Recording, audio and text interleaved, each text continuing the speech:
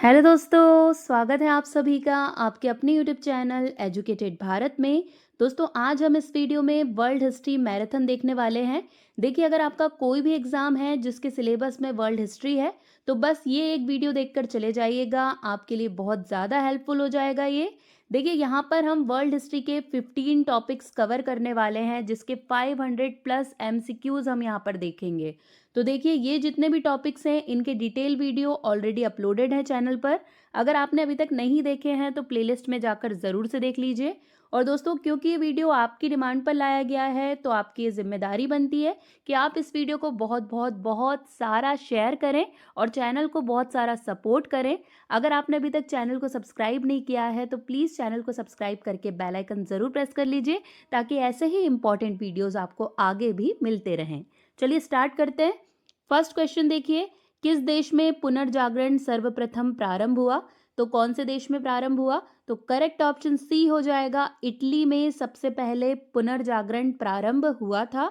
देखिए, पुनर्जागरण के अग्रदूत के रूप में कौन जाने जाते हैं? तो करेक्ट ऑप्शन बी हो जाएगा, दांते। ये पुनर्जागरण के अग्रदूत के रूप में जाने जाते हैं। किस क्षेत्र पर पुनर्जागरण का सर्वाधिक प्रभाव पड़ा? तो देखिए, कौन से क्षेत्र पर पड़ा? तो करेक्ट ऑप्शन सी हो जाएगा, चित्रकला के क्षेत्र पर पुनर्जागरण का सर्वाधिक प्रभाव पड़ा था। कुस्तुनतुनिया का पतन कब हुआ था? तो देखिए, कौन से ईयर में हुआ है कुस्तुनतुनिया का पतन? तो करेक्ट ऑप्शन यहाँ पर ए हो जाएगा, 1453 यानी कि 1453 में कुस्तुनतुनिया का पतन हुआ था। लियोनार्डो दा विंची था एक, तो देखिए इनमें से क्या थे वो? तो करेक्ट ऑप्शन यहाँ पर ए हो जाएगा, चित्रकार थे Leonardo da Vinci. Michael Angelo था एक, तो देखिए माइकल एंजेलो क्या थे? तो सी करेक्ट हो जाएगा, ए और बी दोनों, मतलब चित्रकार और मूर्तिकार ये दोनों ही थे माइकल एंजेलो। राफेल कौन था? तो देखिए करेक्ट ऑप्शन यहाँ पर ए हो जाएगा, राफेल एक चित्रकार थे। मोनालिसा नामक विश्व प्रसिद्ध पेंटिंग किसने बनाई थी? तो देखिए, इनमें से किसके द्वारा मोनालिसा पेंटिंग बनाई गई? तो करेक्ट ऑप्शन डी हो जाएगा, लियोनार्डो दा विंची के द्वारा मोनालिसा पेंटिंग बनाई गई थी। चौसर कौन था? तो देखिए, चौसर किस लिए फेमस था? तो सी करेक्ट हो जाएगा, वो कवि थे चौसर, इसलिए वो फेमस थे। मैकियावेली द्वारा लिखित पुस्तक का नाम क्या था? तो देखिए, करेक्ट ऑप्शन यहाँ पर सी हो जाएगा, द प्रिंस। ये मैकियावेली द्वारा लिखित पुस्तक का नाम था। देखिए, बहुत पूछा जाता है ये क्वेश्चन, तो आपको जरूर से याद रखना है। डिवाइन कॉमेडी नामक ग्रंथ का लेखक कौन था? तो देखिए, डिवाइन कॉमेडी का लेखक तो बी करेक्ट हो जाएगा, दांते। ये डिवाइन कॉमेडी नामक ग्रंथ के लेखक थे। दूरबीन का आविष्कार किसने किया? तो करेक्ट ऑप्शन यहाँ पर सी हो जाएगा, गैलीलियो के द्वारा दूरबीन का आविष्कार किया गया था। गुरुत्वाकर्षण के सिद्धांत का प्रतिपादक कौन था? तो देखिए, कौन था इनमें से? तो बी करेक्ट हो जाएगा, न्यूटन। ये गुरुत्वाकर्षण के सिद्धांत के प्रतिपादक थे। टाइटियन कौन थे? तो देखिए, करेक्ट ऑप्शन सी हो जाएगा, टाइटियन एक चित्रकार थे। शेक्सपियर किस देश का नागरिक था? तो देखिए, शेक्सपियर ए करेक्ट हो जाएगा, इंग्लैंड के नागरिक थे। जूलियस सीजर के रचनाकार कौन थे? तो देखिए, करेक्ट ऑप्शन बी हो जाएगा, शेक्सपियर जूलियस सीजर के रचनाकार थे। थॉमस मूर द्वारा लिखी गई पुस्तक का क्या नाम है? तो करेक्ट ऑप्शन यहाँ पर डी हो जाएगा, यूटोपिया। ये थॉमस मूर के द्वारा लिखी गई पुस्तक का नाम है। थॉमस मूर किस देश का निवासी था? तो देखिए, यहाँ पर करेक्ट ऑप्शन ए हो जाएगा, आयरलैंड का निवासी था थॉमस मूर। द प्रिंस का लेखक कौन है? तो करेक्ट ऑप्शन डी हो जाएगा, मैकियावेली। ये द प्रिंस के लेखक थे। सेंट पॉल गिरजाघर स्थित है। देखिए, कहाँ पर स्थित है सेंट पॉल गिरजाघर? तो करेक्ट ऑप्शन डी हो जाएगा, लंदन में स्थित है सेंट पॉल गिरजाघर। सेंट पॉल गिरजाघर का वास्तुकार कौन था? तो देखिए, इनमें से कौन था वास्तुकार? तो सी करेक्ट हो जाएगा, क्रिस्टोफर जोर। ये सेंट पॉल गिरजाघर का वास्तुकार था। पैलेस्ट्रीना कौन था? तो देखिए, करेक्ट ऑप्शन बी हो जाएगा, पैलेस्ट्रीना एक संगीतज्ञ था। तो बी ऑप्शन एकदम करेक्ट है। सेक्रेड म्यूजिक किसकी रचना है? तो देखिए, किसकी रचना है ये? करेक्ट ऑप्शन यहाँ पर बी हो जाएगा, पैलेस्ट्रीना की रचना है सेक्रेड म्यूजिक। पृथ्वी सूर्य के चारों ओर घूमती है, ये कथन किसका है? देखिए यहाँ पर करेक्ट ऑप्शन डी हो जाएगा, कॉपरनिकस का कथन है ये कि पृथ्वी सूर्य के चारों ओर घूमती है। पृथ्वी सूर्य के चारों ओर घूमती है, ये कथन किसका है? तो देखिए करेक्ट ऑप्शन यहाँ पर इसका डी हो जाएगा, कॉपरनिकस का कथन है ये कि पृथ्वी सूर्य के चारों ओर घूमती है। मार्को पोलो नामक व्यापारी का संबंध किस देश से है? तो देखिए कौन सी कंट्री से है मार्को पोलो? तो करेक्ट ऑप्शन डी हो जाएगा, इटली से संबंधित है मार्को पोलो। सर्वप्रथम किस नाविक ने सामुद्रिक मार्ग से विश्व की परिक्रमा की? तो किसने की थी? तो करेक्ट ऑप्शन बी हो जाएगा, मैगलन के द्वारा सबसे पहले सामुद्रिक मार्ग से विश्व की परिक्रमा की थी। मैगलन किस देश का निवासी था? तो देखिए करेक्ट ऑप्शन यहाँ पर ए हो जाएगा, पुर्तगाल का निवासी था मैगलन। महाकवि दाते के बाद पुनर्जागरण को आगे ले जाने वाला दूसरा व्यक्ति कौन था?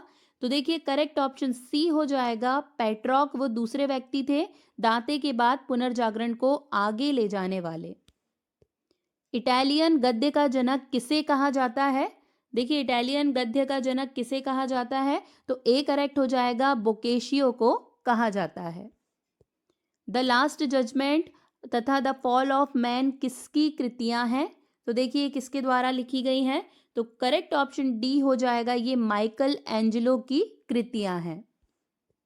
मानववाद का संस्थापक किसे माना जाता है? देखिए मोस्ट इंपॉर्टेंट है, बहुत बार पूछा जाता है। करेक्ट ऑप्शन यहाँ पर सी हो जाएगा, पेट्रॉक को मानववाद का संस्थापक माना जाता है। द लास्ट सपर और मोनालिसा नामक अमर चित्रों को बनाने वाले कौन थे? देखिए बहुत पूछा जाता है, द लास्ट सपर और मोनालिसा किसके द्वारा बनाए गए चित्र हैं ये? करेक्ट ऑप्शन सी हो जाएगा, लियोनार्डो दा विंची के द्वारा बनाए गए चित्र हैं। जीसस क्राइस्ट की माता मैडोना का चित्र किसकी कृति है? तो देखिए करेक्ट ऑप्शन यहाँ पर ए हो जाएगा, राफेल की कृति है जीसस क्राइस्ट की माता मैडोना का चित्र।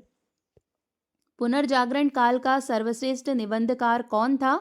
तो देखिए इनमें से कौन था? तो करेक्ट ऑप्शन बी हो जाएगा, फ्रांसिस बेकन, ये पुनर्जागरण काल का सर्वश्रेष्ठ निबंधकार था। द फ्रेज ऑफ फुली किसने लिखी है? तो देखिए बहुत पूछी जाती है, ये बुक किसके द्वारा लिखी गई है?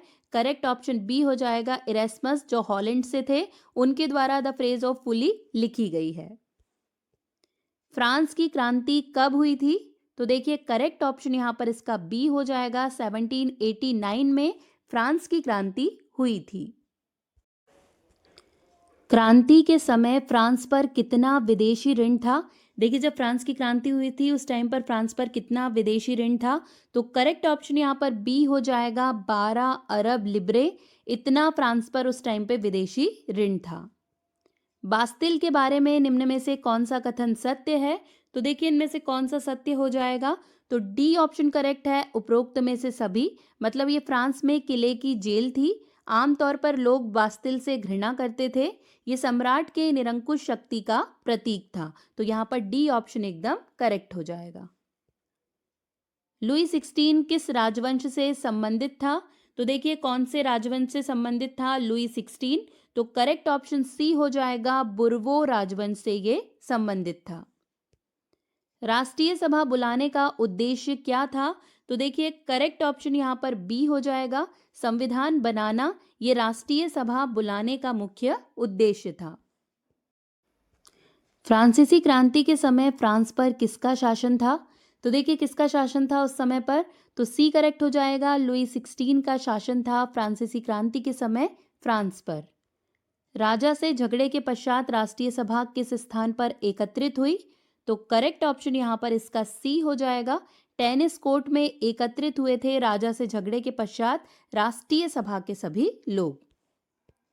लुई 16 फ्रांस की राजगद्दी पर कब आसीन हुआ? तो देखिए करेक्ट ऑप्शन यहाँ पर इसका बी हो जाएगा, 1774 में लुई 16 फ्रांस की गद्दी पर आसीन हुआ था। एस्टेट से क्या अभिप्राय था? तो देखिए एस्टेट क्या थे? तो यहाँ पर करेक्ट ऑप्शन डी हो जाएगा, फ्रांस का सामाजिक वर्ग का विभाजन जिसे एस्टेट कहा जाता था। फ्रांस में मानव एवं नागरिक अधिकारों की घोषणा किसने की? तो देखिए यहाँ पर करेक्ट ऑप्शन बी हो जाएगा। राष्ट्रीय महासभा के द्वारा फ्रांस में मानव एवं नागरिक अधिकारों की घोषणा की गई थी। निम्नलिखित में से कौन 18वीं सदी में फ्रांसीसी समाज के वर्ग नहीं थे? तो देखिए कौन सा वर्ग नहीं था? तो सी करेक्ट हो जाएगा। जो सम्राट है वो वर्ग में नहीं था। पादरी वर्ग, कुलीन वर्ग, व्यवसायी और किसानों का वर्ग ये हुआ करता था 18वीं सदी में। बास्तिल का पतन कब हुआ? तो देखिए करेक्ट ऑप्शन यहाँ पर डी हो जाएगा। 15 जुलाई 1789 को बास्तिल का पतन हुआ था। द्वितीय एस्टेट में कौन लोग शामिल थे? तो देखिए करेक्ट ऑप्शन बी हो जाएगा। कुलीन वर्ग के जो लोग थे वो द्वितीय एस्टेट में शामिल थे। पेरिस तथा देश के देहाती क्षेत्रों में अधिकांश लोग संघर्ष क्यों कर रहे थे? तो देखिए क्या कारण था इसका? तो बी करेक्ट हो जाएगा। वे लोग पाव रोटी की महंगी कीमतों का विरोध कर रहे थे। बास्तिल का किला किस बात का प्रतीक था? तो देखिए इनमें से किस बात का प्रतीक था? तो डी करेक्ट हो जाएगा। निरंकुश शक्तियों का प्रतीक था बास्तिल का किला। तृतीय एस्टेट में इनमें से कौन सा वर्ग शामिल नहीं था? तो देखिए कौन सा वर्ग शामिल नहीं था? तो डी कुलीन वर्ग। ये जो कुलीन वर्ग है ये द्वितीय एस्टेट में आता था, तो ये तृतीय एस्टेट में शामिल नहीं था। फ्रांसीसी क्रांति का आरंभ किस ऐतिहासिक घटना से माना जाता है? तो देखिए करेक्ट ऑप्शन बी हो जाएगा। बास्तिल के पतन के साथ ही फ्रांसीसी क्रांति का आरंभ हो गया था। 18वीं सदी में फ्रांस में किसानों से कौन से कार्य नहीं करवाए जाते थे? तो करेक्ट ऑप्शन यहाँ पर बी हो जाएगा। स्कूली शिक्षक के रूप में सेवा करना ये नहीं कराया जाता था किसानों से। राष्ट्रीय सभा ने संविधान तैयार किया, कब किया था? तो सी करेक्ट हो जाएगा। 1791 में 1791 में राष्ट्रीय सभा ने संविधान तैयार किया था। पादरी किस एस्टेट के अंतर्गत शामिल था? तो देखिए करेक्ट ऑप्शन यहाँ पर ए हो जाएगा।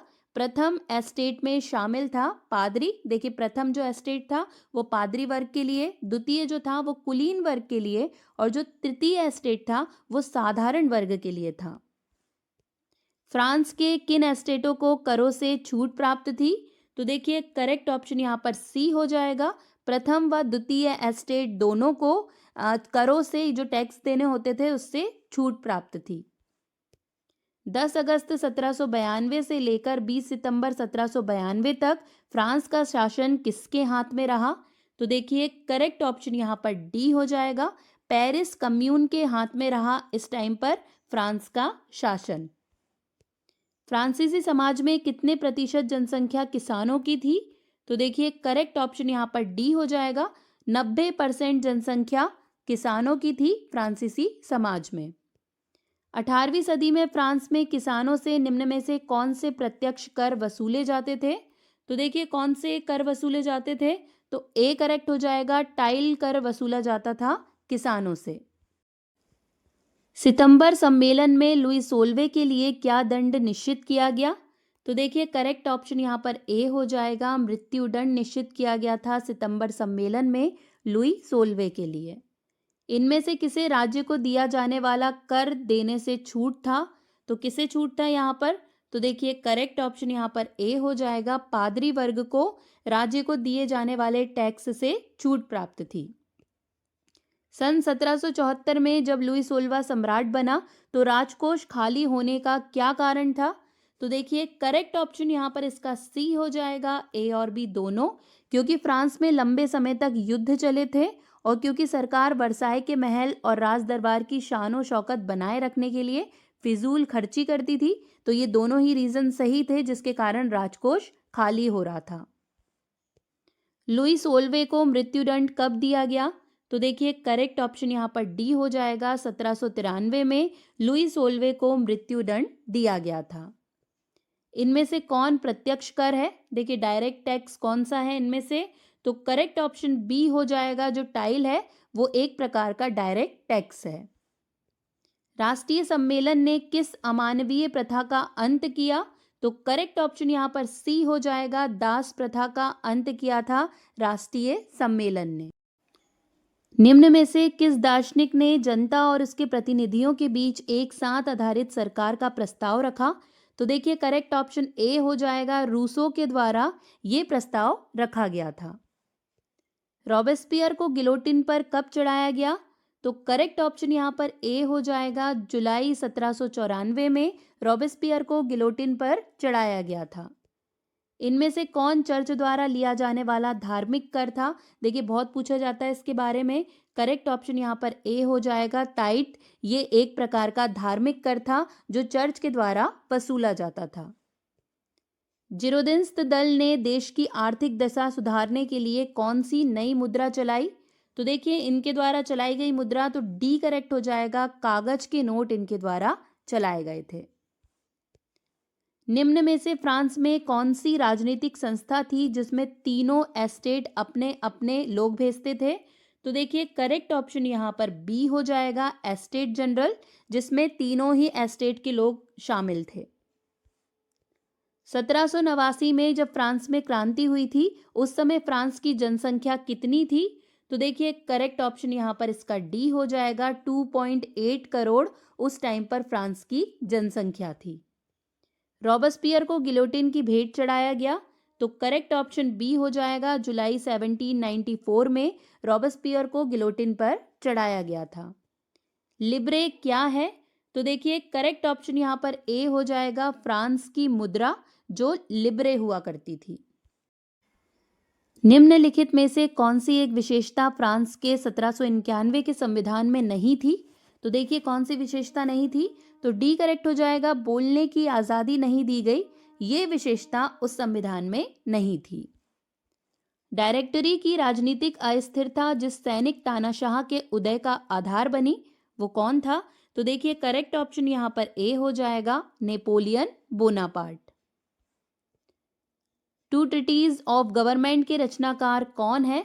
तो करेक्ट ऑप्शन यहाँ पर इसका सी हो जाएगा, लॉक, यानी कि जॉन लॉक के द्वारा टू ट्रीटीज ऑफ गवर्नमेंट लिखी गई। The spirit of the laws के लेखक कौन है? तो करेक्ट ऑप्शन यहाँ पर इसका सी हो जाएगा, मॉन्टेस्क्यू के द्वारा the spirit of the laws लिखी गई।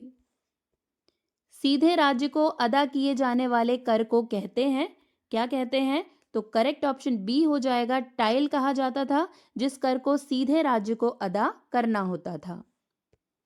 फ्रांस में महिलाओं को मत देने का अधिकार मिला, तो देखिए करेक्ट ऑप्शन डी हो जाएगा, 1946 में फ्रांस में महिलाओं को मत देने का अधिकार मिला था। फ्रांस में नेशनल असेंबली क्यों आहूत की गई? देखिए क्या रीजन था इसका? तो सी करेक्ट हो जाएगा, ए और बी दोनों। फ्रांस के लिए संविधान बनाने हेतु और सम्राट की शक्तियों को सीमित करने के लिए फ्रांस में नेशनल असेंबली को आहूत किया गया। एस्टेट जनरल के आह्वान पर तृतीय एस्टेट नेशनल असेंबली का गठन कब किया गया? तो देखिए करेक्ट ऑप्शन यहाँ पर ए हो जाएगा, 1789 में इसका गठन किया गया। क्रांतिकारी फ्रांस से आने वाले विचारों का समर्थन किया, तो किसने किया? तो ए करेक्ट हो जाएगा, टीपू सुल्तान तथा राजा राममोहन राय ने क्रांतिकारी फ्रांस से आने वाले विचारों का समर्थन किया था। नेशनल असेंबली ने कब करों, कर्तव्यों और बंधनों वाली सामंती व्यवस्था के उन्मूलन का आदेश पारित किया? तो देखिए कब किया था ये? तो करेक्ट ऑप्शन यहाँ पर बी हो जाएगा, सन 1789 में ये आदेश पारित किया गया था। टाइड का अर्थ होता है, तो देखिए क्या था टाइड? तो करेक्ट ऑप्शन सी हो जाएगा, एक प्रकार का धार्मिक कर। चर्च के विशेष कार्यों को करने वाले व्यक्तियों के समूहों को कहा जाता है, तो देखिए क्या कहा जाता था व्यक्ति के समूह को जो चर्च के विशेष कार्य करते थे? तो करेक्ट ऑप्शन बी हो जाएगा, पादरी वर्ग कहा जाता था। 1774 में फ्रांस की राजगद्दी पर कौन आसीन हुआ? तो देखिए करेक्ट ऑप्शन यहाँ पर सी हो जाएगा, लुई 16वें ये आसीन हुए थे 1774 में फ्रांस की राजगद्दी पर। सम्राट की शक्तियों पर अंकुश लगाने और सभी मनुष्यों को मूलभूत अधिकार प्राप्त करने के लिए फ्रांस में संविधान कब बना?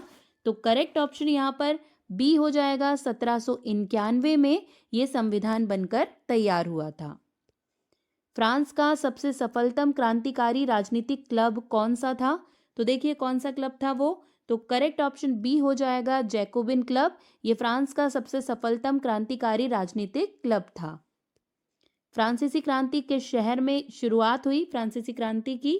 तो देखिए सी करेक्ट हो जाएगा, पेरिस में शुरुआत हुई थी फ्रांसीसी क्रांति की। फ्रांस गणराज्य कब बना? तो देखिए करेक्ट ऑप्शन यहाँ पर डी हो जाएगा, 1792 में फ्रांस गणराज्य बना था। किस आरोप में लुई सोल्वे को मौत की सजा सुनाई गई? तो किस आरोप में सुनाई गई थी? करेक्ट ऑप्शन ए हो जाएगा, राजद्रोह के आरोप में लुई सोल्वे को मौत की सजा सुनाई गई थी। नेपोलियन बोनापार्ट कौन था? तो देखिए करेक्ट ऑप्शन बी हो जाएगा, फ्रांस का सम्राट था नेपोलियन बोनापार्ट। नेपोलियन फ्रांस का सम्राट कब बना? तो देखिए करेक्ट ऑप्शन यहाँ पर सी हो जाएगा, 1804 में नेपोलियन फ्रांस का सम्राट बना था। कौन लोग जैकोबिन क्लब के सदस्य नहीं थे? तो देखिए इनमें से कौन नहीं थे? तो बी करेक्ट हो जाएगा, पादरी वर्ग के लोग ये जैकोबिन क्लब के सदस्य नहीं थे। आतंक का राज्य किसने स्थापित किया? तो करेक्ट ऑप्शन यहाँ पर सी हो जाएगा, रॉबेस्पियर के द्वारा आतंक का राज स्थापित किया गया था। वाटरलू की लड़ाई कब हुई थी? तो देखिए करेक्ट ऑप्शन यहाँ पर इसका सी हो जाएगा, 1815 में वाटरलू की लड़ाई हुई थी। उन देशों के नाम दीजिए जिनके विरुद्ध नेशनल असेंबली ने सन 1792 में युद्ध की घोषणा का प्रस्ताव पारित किया था। तो कौन से देश थे वो? करेक्ट ऑप्शन डी हो जाएगा, ए और बी दोनों, मतलब प्रशा और ऑस्ट्रिया, जिनके विरुद्ध नेशनल असेंबली ने 1792 में युद्ध की घोषणा का प्रस्ताव पारित किया था।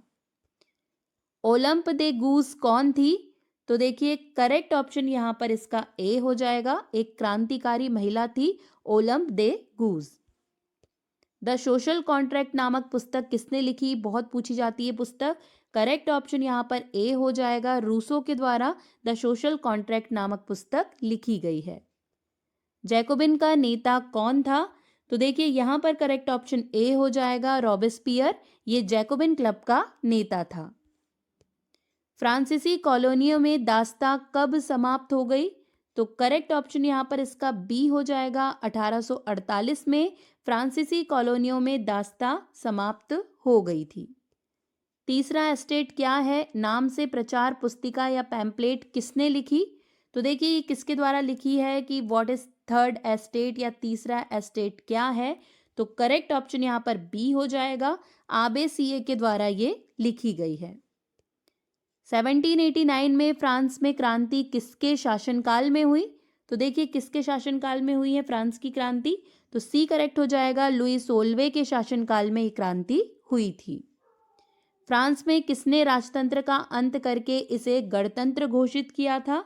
तो किसने किया? सी करेक्ट हो जाएगा, कन्वेंशन के द्वारा फ्रांस में राजतंत्र का अंत करके इसे गणतंत्र घोषित किया गया था। मैनर क्या था? तो देखिए मैनर सी करेक्ट हो जाएगा, एस्टेट को ही मैनर कहा जाता था। रूस में किस राजवंश का शासन था? तो देखिए किस राजवंश का शासन था रूस में? करेक्ट ऑप्शन यहाँ पर ए हो जाएगा, रोमनोव राजवंश का शासन था रूस में। 1917 की पहली रूसी क्रांति को किस नाम से जाना जाता है? तो देखिए करेक्ट ऑप्शन यहाँ पर ए हो जाएगा, फरवरी क्रांति को रूसी क्रांति के नाम से जाना जाता है। नवंबर 1917 की रूसी क्रांति का तात्कालिक कारण क्या था? तो देखिए इसका तात्कालिक कारण डी करेक्ट हो जाएगा, प्रथम विश्व युद्ध में रूस की पराजय, ये रूसी क्रांति का तात्कालिक कारण था। जार किस देश का शासक था? तो देखिए करेक्ट ऑप्शन बी हो जाएगा, रूस। रूस में जो शासक या राजा होता था उसे जार कहा जाता था। रूस में जार का अर्थ क्या होता था? तो देखिए करेक्ट ऑप्शन डी हो जाएगा, जो रूस का सम्राट है उसे ही जार कहा जाता था। अप्रैल थीसिस किसने तैयार की? बहुत ज्यादा पूछा जाने वाला क्वेश्चन। करेक्ट ऑप्शन ए हो जाएगा, लेनिन के द्वारा अप्रैल थीसिस तैयार की गई थी। पेट्रोगार्ड की क्रांति या फरवरी क्रांति के बाद रूस में सत्ता किसके हाथ में आई? तो देखिए करेक्ट ऑप्शन यहाँ पर इसका सी हो जाएगा, केरेंस्की के हाथ में सत्ता आ गई थी पेट्रोग्राड की क्रांति के बाद। एक जार, एक चर्च और एक रूस का नारा किसने दिया? देखिए किसके द्वारा दिया गया ये नारा? तो करेक्ट ऑप्शन सी हो जाएगा, जार निकोलस द्वितीय के द्वारा ये नारा दिया गया था कि एक जार, एक चर्च और एक रूस। द कम्युनिस्ट मैनिफेस्टो किसके द्वारा लिखी गई? तो देखिए यहाँ पर करेक्ट ऑप्शन बी हो जाएगा, कार्ल मार्क्स के द्वारा कम्युनिस्ट मैनिफेस्टो लिखी गई। लाल सेना का गठन किसने किया था? तो करेक्ट ऑप्शन यहाँ पर सी हो जाएगा, ट्राट्स्की के द्वारा लाल सेना का गठन किया गया था। आधुनिक रूस का निर्माता किसे माना जाता है? तो देखिए किसे माना जाता है इनमें से? तो सी करेक्ट हो जाएगा, स्टालिन को आधुनिक रूस का निर्माता माना जाता है। श्वेत आतंक क्या था? तो देखिए करेक्ट ऑप्शन यहाँ पर बी हो जाएगा, लेनिन के विरोधियों का आतंक, ये श्वेत आतंक कहलाता था। मदर की रचना किसने की? तो देखिए मदर की रचना किसने की थी? तो सी करेक्ट हो जाएगा, मैक्सिम गोर्की के द्वारा मदर की रचना की गई। लेनिन द्वारा संपादित प्रथम समाचार पत्र था। देखिए लेनिन के द्वारा संपादित पहला समाचार पत्र कौन सा था? तो करेक्ट ऑप्शन ए हो जाएगा, इस्करा, ये लेनिन द्वारा संपादित प्रथम समाचार पत्र था। शांति भूमि और रोटी ये नारा किसने दिया? बहुत पूछा जाता है क्वेश्चन।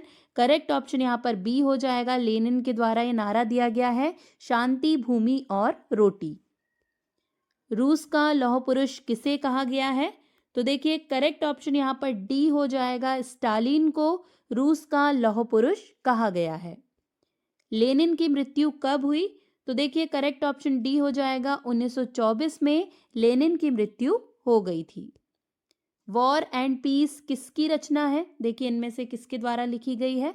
तो बी करेक्ट हो जाएगा, टॉल्स्टॉय की रचना है वॉर एंड पीस।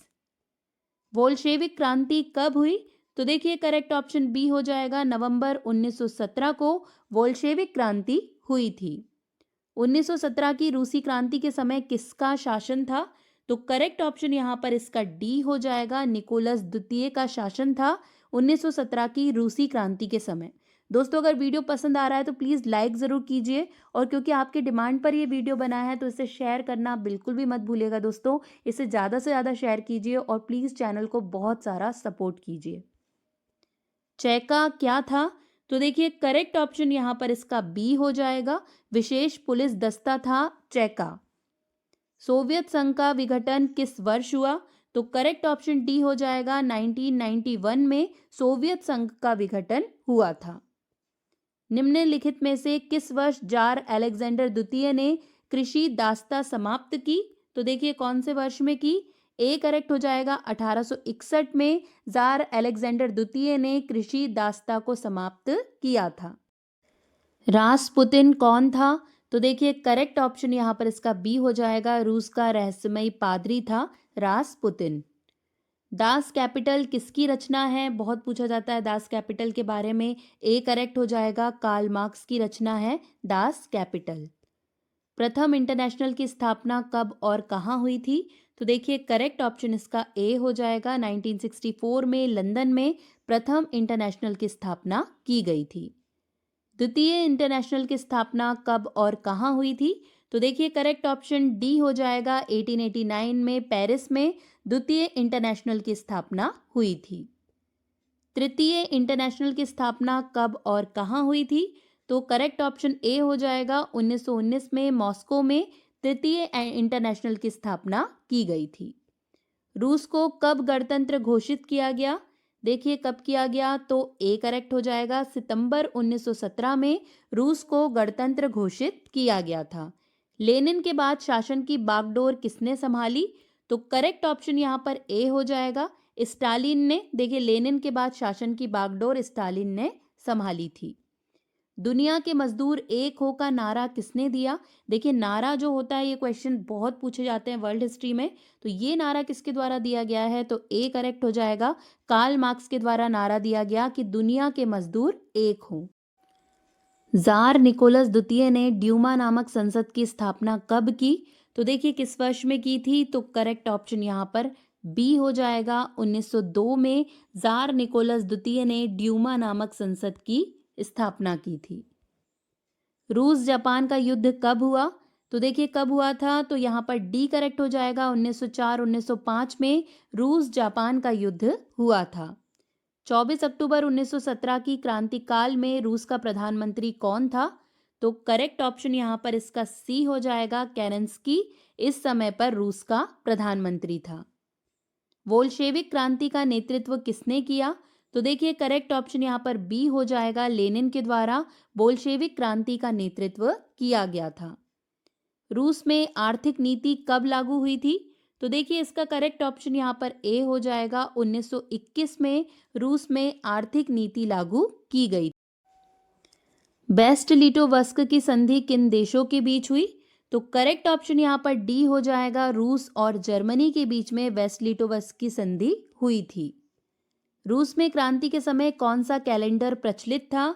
तो देखिए करेक्ट ऑप्शन यहाँ पर बी हो जाएगा, जूलियन कैलेंडर प्रचलित था रूस में क्रांति के समय। क्रांति के समय तत्कालीन रूसी कैलेंडर कितने दिन पीछे था?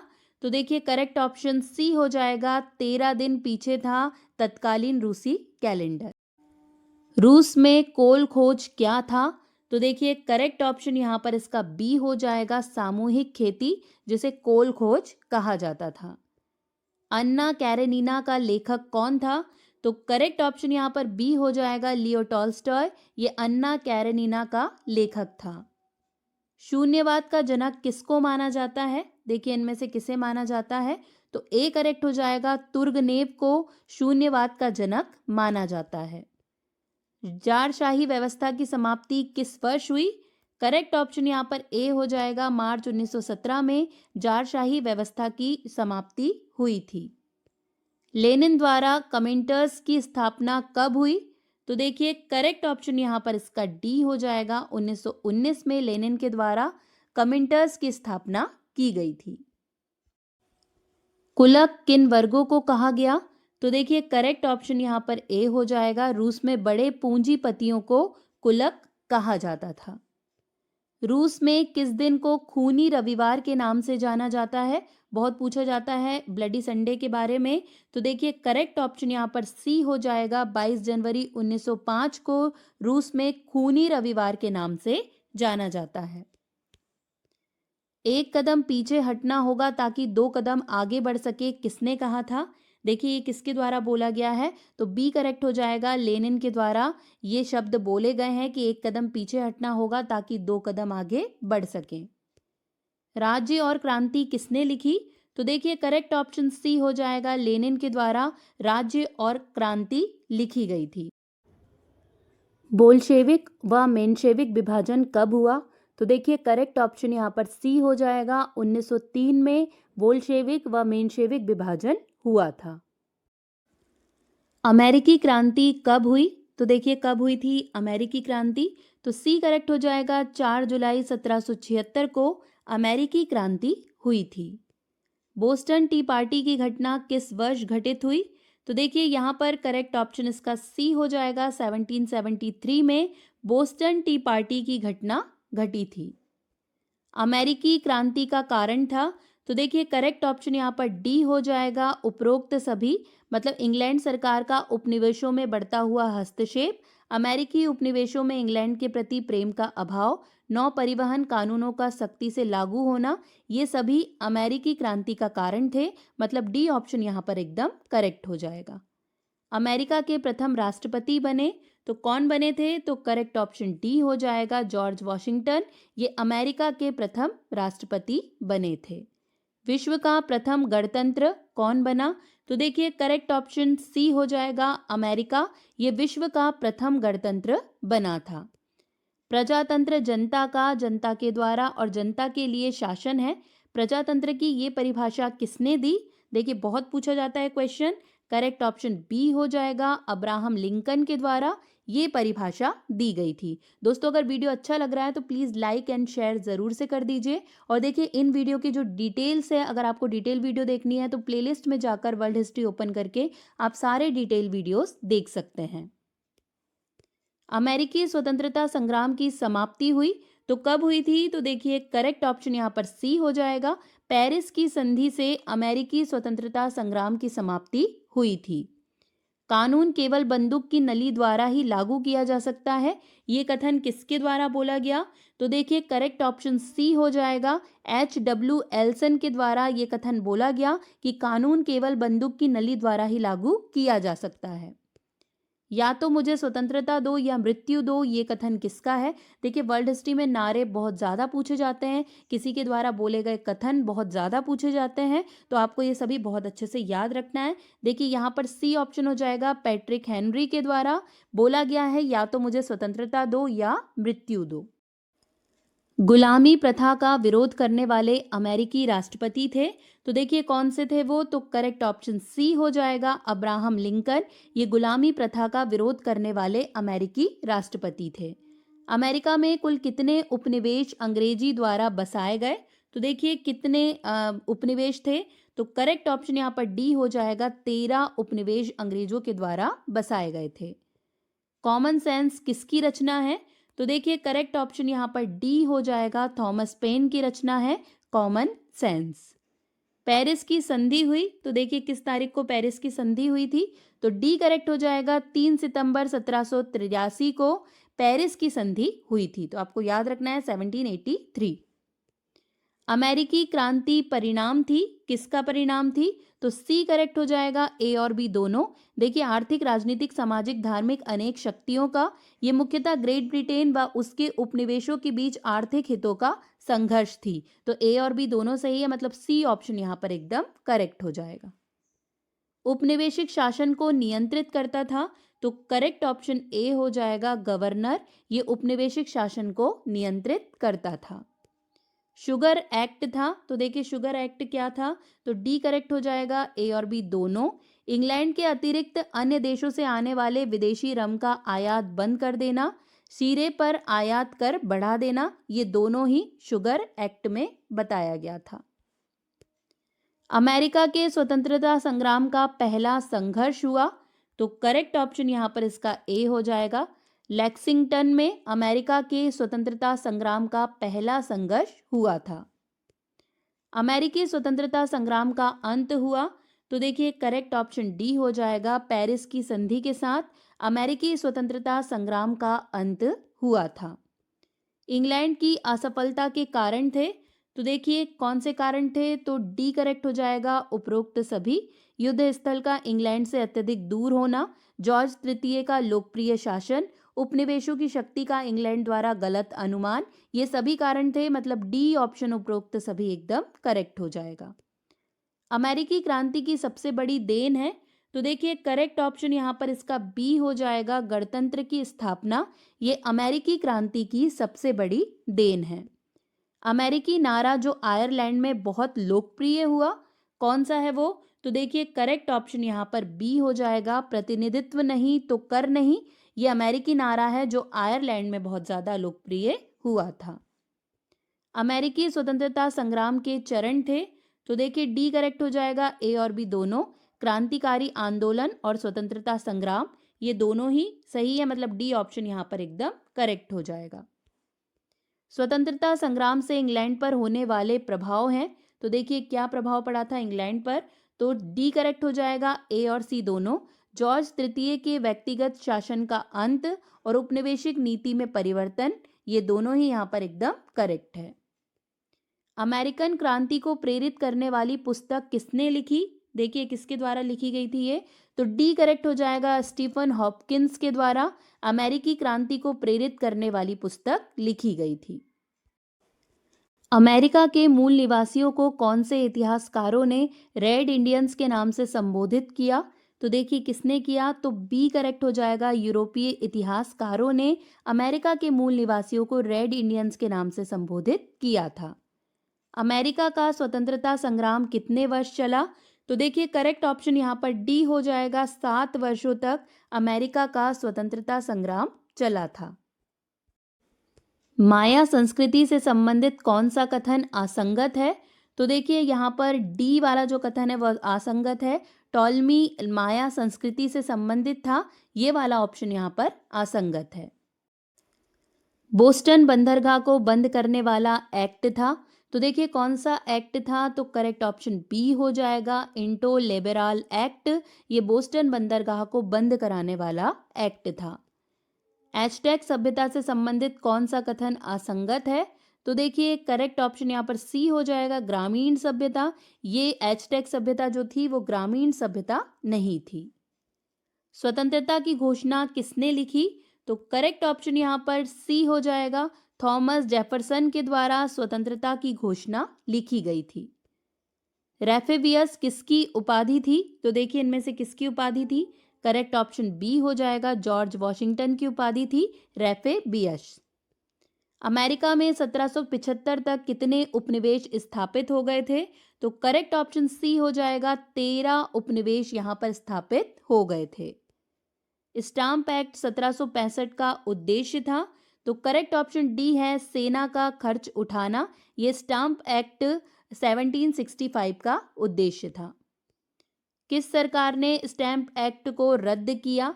तो किसने किया था? तो करेक्ट ऑप्शन यहाँ पर बी हो जाएगा, रकिंघम सरकार के द्वारा इस एक्ट को रद्द किया गया था।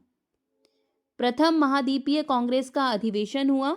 तो करेक्ट ऑप्शन ए हो जाएगा, 5 सितंबर 1774 को प्रथम महाद्वीपीय कांग्रेस का अधिवेशन हुआ था। अमेरिका में ब्रिटिश उपनिवेशिक साम्राज्य की नींव किसके शासनकाल में रखी गई? तो करेक्ट ऑप्शन यहाँ पर ए हो जाएगा, जेम्स प्रथम के शासनकाल में रखी गई थी। रेड इंडियन कहाँ के मूल निवासी हैं? तो देखिए करेक्ट ऑप्शन ए हो जाएगा, अमेरिका के मूल निवासी थे रेड इंडियंस। अमेरिका की आज़ादी की लड़ाई खत्म हुई? तो देखिए कब खत्म हुई थी? करेक्ट ऑप्शन यहाँ पर इसका ए हो जाएगा, 1783 में अमेरिका के आज़ादी की लड़ाई खत्म हुई थी। अमेरिका को पूर्ण स्वतंत्रता कब मिली? तो देखिए क्या करेक्ट हो जाएगा? तो सी करेक्ट है, 4 जुलाई 1776 को अमेरिका को पूर्ण स्वतंत्रता मिली थी। अमेरिका स्वतंत्रता संग्राम के नायक कौन थे जो बाद में अमेरिका के राष्ट्रपति बने? तो देखिए कौन थे वो? तो बी करेक्ट हो जाएगा, जॉर्ज वॉशिंगटन। ये अमेरिका स्वतंत्रता संग्राम के नायक थे। अमेरिकी स्वतंत्रता संग्राम के तात्कालिक कारणों के लिए जानी जाती है? तो करेक्ट ऑप्शन डी हो जाएगा, बोस्टन की चाय पार्टी। यह अमेरिकी स्वतंत्रता संग्राम के तात्कालिक कारण के लिए जानी जाती है। बोस्टन की चाय पार्टी के नायक कौन थे? तो देखिए करेक्ट ऑप्शन डी हो जाएगा, सैमुअल एडम्स। ये बोस्टन की चाय पार्टी के नायक थे। आधुनिक गणतंत्र की जननी किसको कहा जाता है? देखिए इनमें से किसे कहा जाता है? तो बी करेक्ट हो जाएगा, अमेरिका को आधुनिक गणतंत्र की जननी कहा जाता है। विश्व का पहला देश कौन सा था जिसने मनुष्यों की समानता और उसके मौलिक अधिकारों की घोषणा की? कौन सा देश है वो? तो ए करेक्ट हो जाएगा, अमेरिका, जिसके द्वारा मनुष्यों की समानता और उसके मौलिक अधिकारों की घोषणा की गई थी। 1 जनवरी 1863 को किसने दास प्रथा का उन्मूलन किया? तो देखिए किसके द्वारा किया गया था ये? तो ए करेक्ट हो जाएगा, अब्राहम लिंकन के द्वारा दास प्रथा का उन्मूलन किया गया था। अमेरिका में दक्षिण और उत्तरी राज्यों के बीच गृह युद्ध की शुरुआत कब हुई? तो देखिए कब हुई थी? तो बी करेक्ट हो जाएगा, 12 अप्रैल 1861 को अमेरिका में दक्षिण और उत्तरी राज्यों के बीच गृह युद्ध की शुरुआत हुई थी। अमेरिकी गृह युद्ध कब खत्म हुआ? तो करेक्ट ऑप्शन यहाँ पर सी हो जाएगा, 26 मई 1865 को अमेरिकी गृह युद्ध समाप्त हुआ था।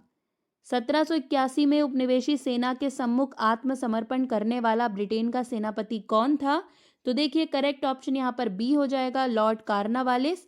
ये ब्रिटेन का सेनापति था। अमेरिका फेलोसोफिकल सोसाइटी की नींव किसने रखी? तो किसके द्वारा रखी गई ये? तो करेक्ट ऑप्शन सी हो जाएगा, बेंजामिन फ्रैंकलिन के द्वारा अमेरिका फेलोसोफिकल सोसाइटी की नींव रखी। अमेरिका फेलोसोफिकल सोसाइटी की नींव किसने रखी? तो किसके द्वारा रखी गई ये? तो करेक्ट ऑप्शन सी हो जाएगा, बेंजामिन फ्रैंकलिन के द्वारा अमेरिका फेलोसोफिकल सोसाइटी की नींव रखी गई। किसने 4 मार्च 1865 को अब्राहम लिंकन की हत्या कर दी? तो करेक्ट ऑप्शन यहाँ पर ए हो जाएगा, जॉन विल्किस बूथ ने 4 मार्च 1865 को अब्राहम लिंकन की हत्या कर दी थी। औद्योगिक क्रांति का आरंभ सर्वप्रथम किस देश में हुआ था? तो देखिए कौन से देश में आरंभ हुआ है औद्योगिक क्रांति का? तो बी करेक्ट हो जाएगा, इंग्लैंड में आरंभ हुआ है औद्योगिक क्रांति का। इंग्लैंड में सर्वप्रथम किस क्षेत्र में औद्योगिक क्रांति हुई? तो देखिए सबसे पहले कौन से क्षेत्र में हुई थी? करेक्ट ऑप्शन ए हो जाएगा, वस्त्र उद्योग में सर्वप्रथम औद्योगिक क्रांति हुई थी। औद्योगिक क्रांति क्या थी? तो देखिए करेक्ट ऑप्शन ए हो जाएगा, मशीनों और वाष्प शक्ति के कारण उत्पादन के प्रणाली में आधारभूत परिवर्तन, यही औद्योगिक क्रांति थी। औद्योगिक क्रांति के फलस्वरूप समाज में कौन सा वर्ग उत्पन्न हुआ? तो देखिए इनमें से कौन सा वर्ग उत्पन्न हुआ था? करेक्ट ऑप्शन यहाँ पर डी हो जाएगा, पूंजीपति वर्ग उत्पन्न हुआ औद्योगिक क्रांति के फलस्वरूप। पावर लूम नामक मशीन का आविष्कार हुआ था। तो देखिए कब हुआ था इसका आविष्कार? तो करेक्ट ऑप्शन डी हो जाएगा, 1785 में पावर लूम नामक मशीन का आविष्कार हुआ था। औद्योगिक क्रांति ने किस नवीन विचारधारा को जन्म दिया? तो करेक्ट ऑप्शन यहाँ पर बी हो जाएगा, समाजवाद की विचारधारा को जन्म दिया औद्योगिक क्रांति ने। जॉर्ज स्टीफेंसन का आविष्कार क्या था? तो देखिए क्या आविष्कार था इनका? तो करेक्ट ऑप्शन बी हो जाएगा, रेल का इंजन। ये जॉर्ज स्टीफेंसन का आविष्कार था। वाष्प इंजन के आविष्कार से यातायात के क्षेत्र में क्रांति हो गई। निम्नलिखित में से किस व्यक्ति ने इसका आविष्कार किया था? तो देखिए किसके द्वारा ये किया गया? करेक्ट ऑप्शन यहाँ पर बी हो जाएगा, जेम्स वॉट के द्वारा इसका आविष्कार किया। लोहा साफ करने की विधि किसने ज्ञात की थी? तो देखिए किसने ज्ञात की? तो करेक्ट ऑप्शन सी हो जाएगा, हेनरी कार्ट के द्वारा लोहा साफ करने की विधि ज्ञात की गई थी। सर्वप्रथम सूत कातने के क्षेत्र का आविष्कार किया। तो देखिए किसके द्वारा किया गया? ये बी करेक्ट हो जाएगा, हरग्रीव्स के द्वारा सूत कातने का आविष्कार किया गया। अनाज को भूसे से अलग करने वाली मशीन का आविष्कार किया। किसने किया था ये? तो देखिए वाइट के द्वारा ये किया गया था, अनाज को भूसे से अलग करने वाली मशीन का आविष्कार। फ्लाइंग शटल का आविष्कार किसने किया? देखिए पूछा जाता है फ्लाइंग शटल का आविष्कार। करेक्ट ऑप्शन यहाँ पर डी हो जाएगा, जॉन के ने फ्लाइंग शटल का आविष्कार किया था। किस आविष्कार ने कपास उद्योग को बढ़ावा देने में मदद करी? तो देखिए कौन सा आविष्कार है जिसके कारण कपास उद्योग को बढ़ावा मिला था? तो करेक्ट ऑप्शन ए हो जाएगा, फ्लाइंग शटल के आविष्कार ने कपास उद्योग को बढ़ावा देने में मदद की थी। किस ब्रिटिश अर्थशास्त्री ने कहा था कि जनसंख्या वृद्धि खाद्य आपूर्ति को जल्दी पार कर देगी? किसके द्वारा बोला गया? तो सी करेक्ट हो जाएगा, माल्थस ने कहा था जनसंख्या वृद्धि खाद्य आपूर्ति को जल्दी ही पार कर देगी। पक्की सड़कें बनाने की विधि सबसे पहले किसने खोज निकाली? तो देखिए यहाँ पर करेक्ट ऑप्शन ए हो जाएगा, जॉन लूको मेकाडम के द्वारा पक्की सड़कें बनाने की विधि खोज निकाली। मैनचेस्टर से बर्कले तक किसने नहर बनवाई? तो देखिए करेक्ट ऑप्शन यहाँ पर सी हो जाएगा, ब्रिंडले के द्वारा मैनचेस्टर से बर्कले तक नहर बनवाई गई थी। औद्योगिक क्रांति के दौर में इंग्लैंड का प्रतिद्वंदी कौन था? तो देखिए कौन था उस टाइम पे इंग्लैंड का प्रतिद्वंदी? करेक्ट ऑप्शन डी हो जाएगा, जर्मनी उस टाइम पर इंग्लैंड का प्रतिद्वंदी था। स्पिनिंग म्यूल का आविष्कार किसने किया? तो देखिए किसके द्वारा किया गया? तो सी करेक्ट हो जाएगा, क्रॉम्पटन के द्वारा स्पिनिंग म्यूल का आविष्कार किया गया था। सेफ्टी लैंप का आविष्कार किसने किया? तो देखिए यहाँ पर करेक्ट ऑप्शन ए हो जाएगा, हम्फ्री डेवी के द्वारा सेफ्टी लैंप का आविष्कार किया गया। औद्योगिक क्रांति से घरेलू उद्योग का देखिए क्या हुआ? घरेलू उद्योग का तो करेक्ट ऑप्शन ए हो जाएगा, नाश हुआ। देखिए जब औद्योगिक क्रांति आई तो जो घरेलू उद्योग हैं उनका नाश हो गया, तो ए ऑप्शन एकदम करेक्ट है। इंग्लैंड की क्रांति 1688 का प्रचलित नाम है। तो देखिए प्रचलित नाम क्या है? तो करेक्ट ऑप्शन डी हो जाएगा, उपरोक्त सभी, मतलब गौरवपूर्ण क्रांति, रक्तहीन क्रांति, वैभवपूर्ण क्रांति, ये सभी नाम है इंग्लैंड की क्रांति 1688 का। इंग्लैंड में गौरवपूर्ण क्रांति 1688 ईस्वी में हुई। उस समय इंग्लैंड का शासक कौन था? तो देखिए उस टाइम पे इंग्लैंड का शासक कौन था? तो बी करेक्ट हो जाएगा, जेम्स द्वितीय उस टाइम पर इंग्लैंड का शासक था। जेम्स द्वितीय किस धर्म का अनुयायी था? कौन से धर्म का अनुयायी था ये? तो सी करेक्ट हो जाएगा, कैथोलिक धर्म का अनुयायी था जेम्स द्वितीय। गौरवपूर्ण क्रांति का तात्कालिक कारण क्या था? तो देखिए क्या था इसका तात्कालिक कारण? तो बी करेक्ट हो जाएगा, जेम्स द्वितीय के पुत्र का जन्म होना, ये गौरवपूर्ण क्रांति का तात्कालिक कारण था। 1688 में फ्रांस का शासक कौन था? तो देखिए यहाँ पर करेक्ट ऑप्शन ए हो जाएगा, लुई 14, ये 1688 में फ्रांस का शासक था।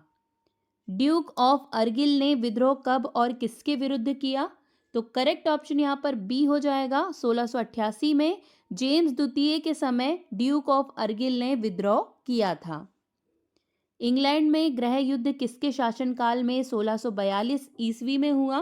तो देखिए करेक्ट ऑप्शन यहाँ पर ए हो जाएगा। चार्ल्स प्रथम के शासनकाल के समय इंग्लैंड में गृह युद्ध हुआ था।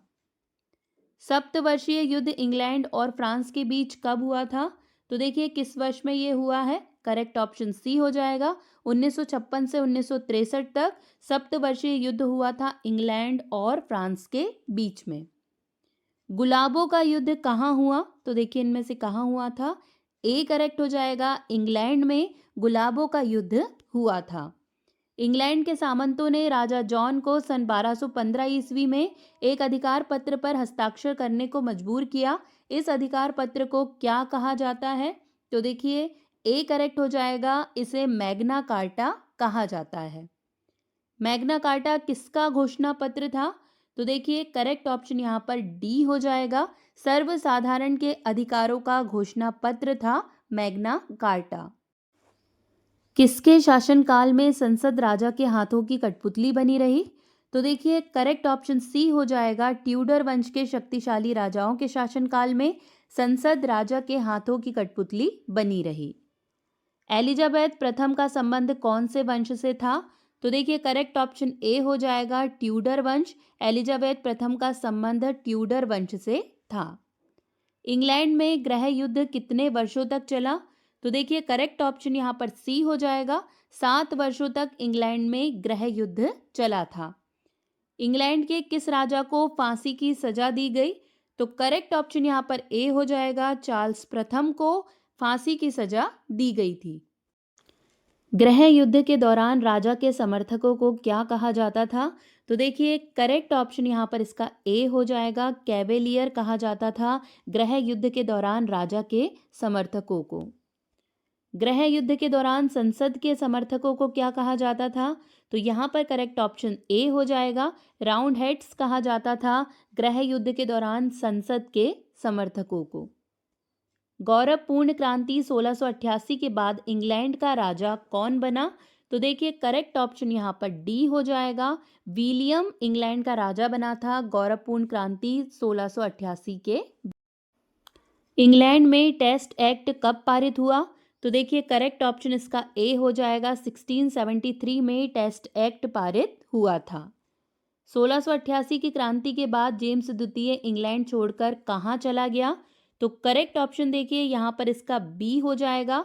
फ्रांस चला गया था 1688 की क्रांति के बाद जेम्स द्वितीय। फांसीवाद का जन्म किस देश में हुआ? तो देखिए किस देश में हुआ था फांसीवाद का जन्म? तो करेक्ट ऑप्शन डी हो जाएगा। इटली में फांसीवाद का जन्म हुआ था। फांसीवाद के उदय का जन्मदाता किसको माना जाता है? तो देखिए करेक्ट ऑप्शन यहाँ पर सी हो जाएगा। मुसोलिनी को फांसीवाद के उदय का जन्मदाता माना जाता है।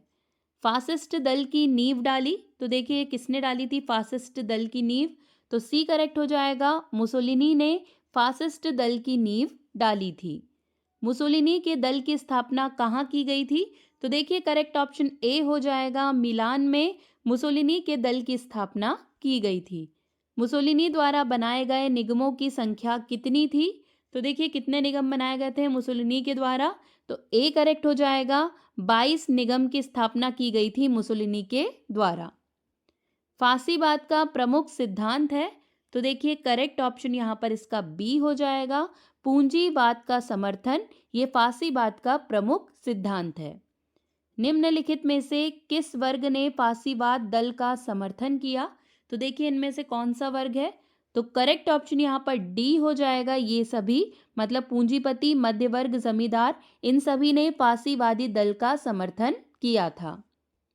मुसोलिनी द्वारा गठित अनुयायी सेना का क्या नाम था?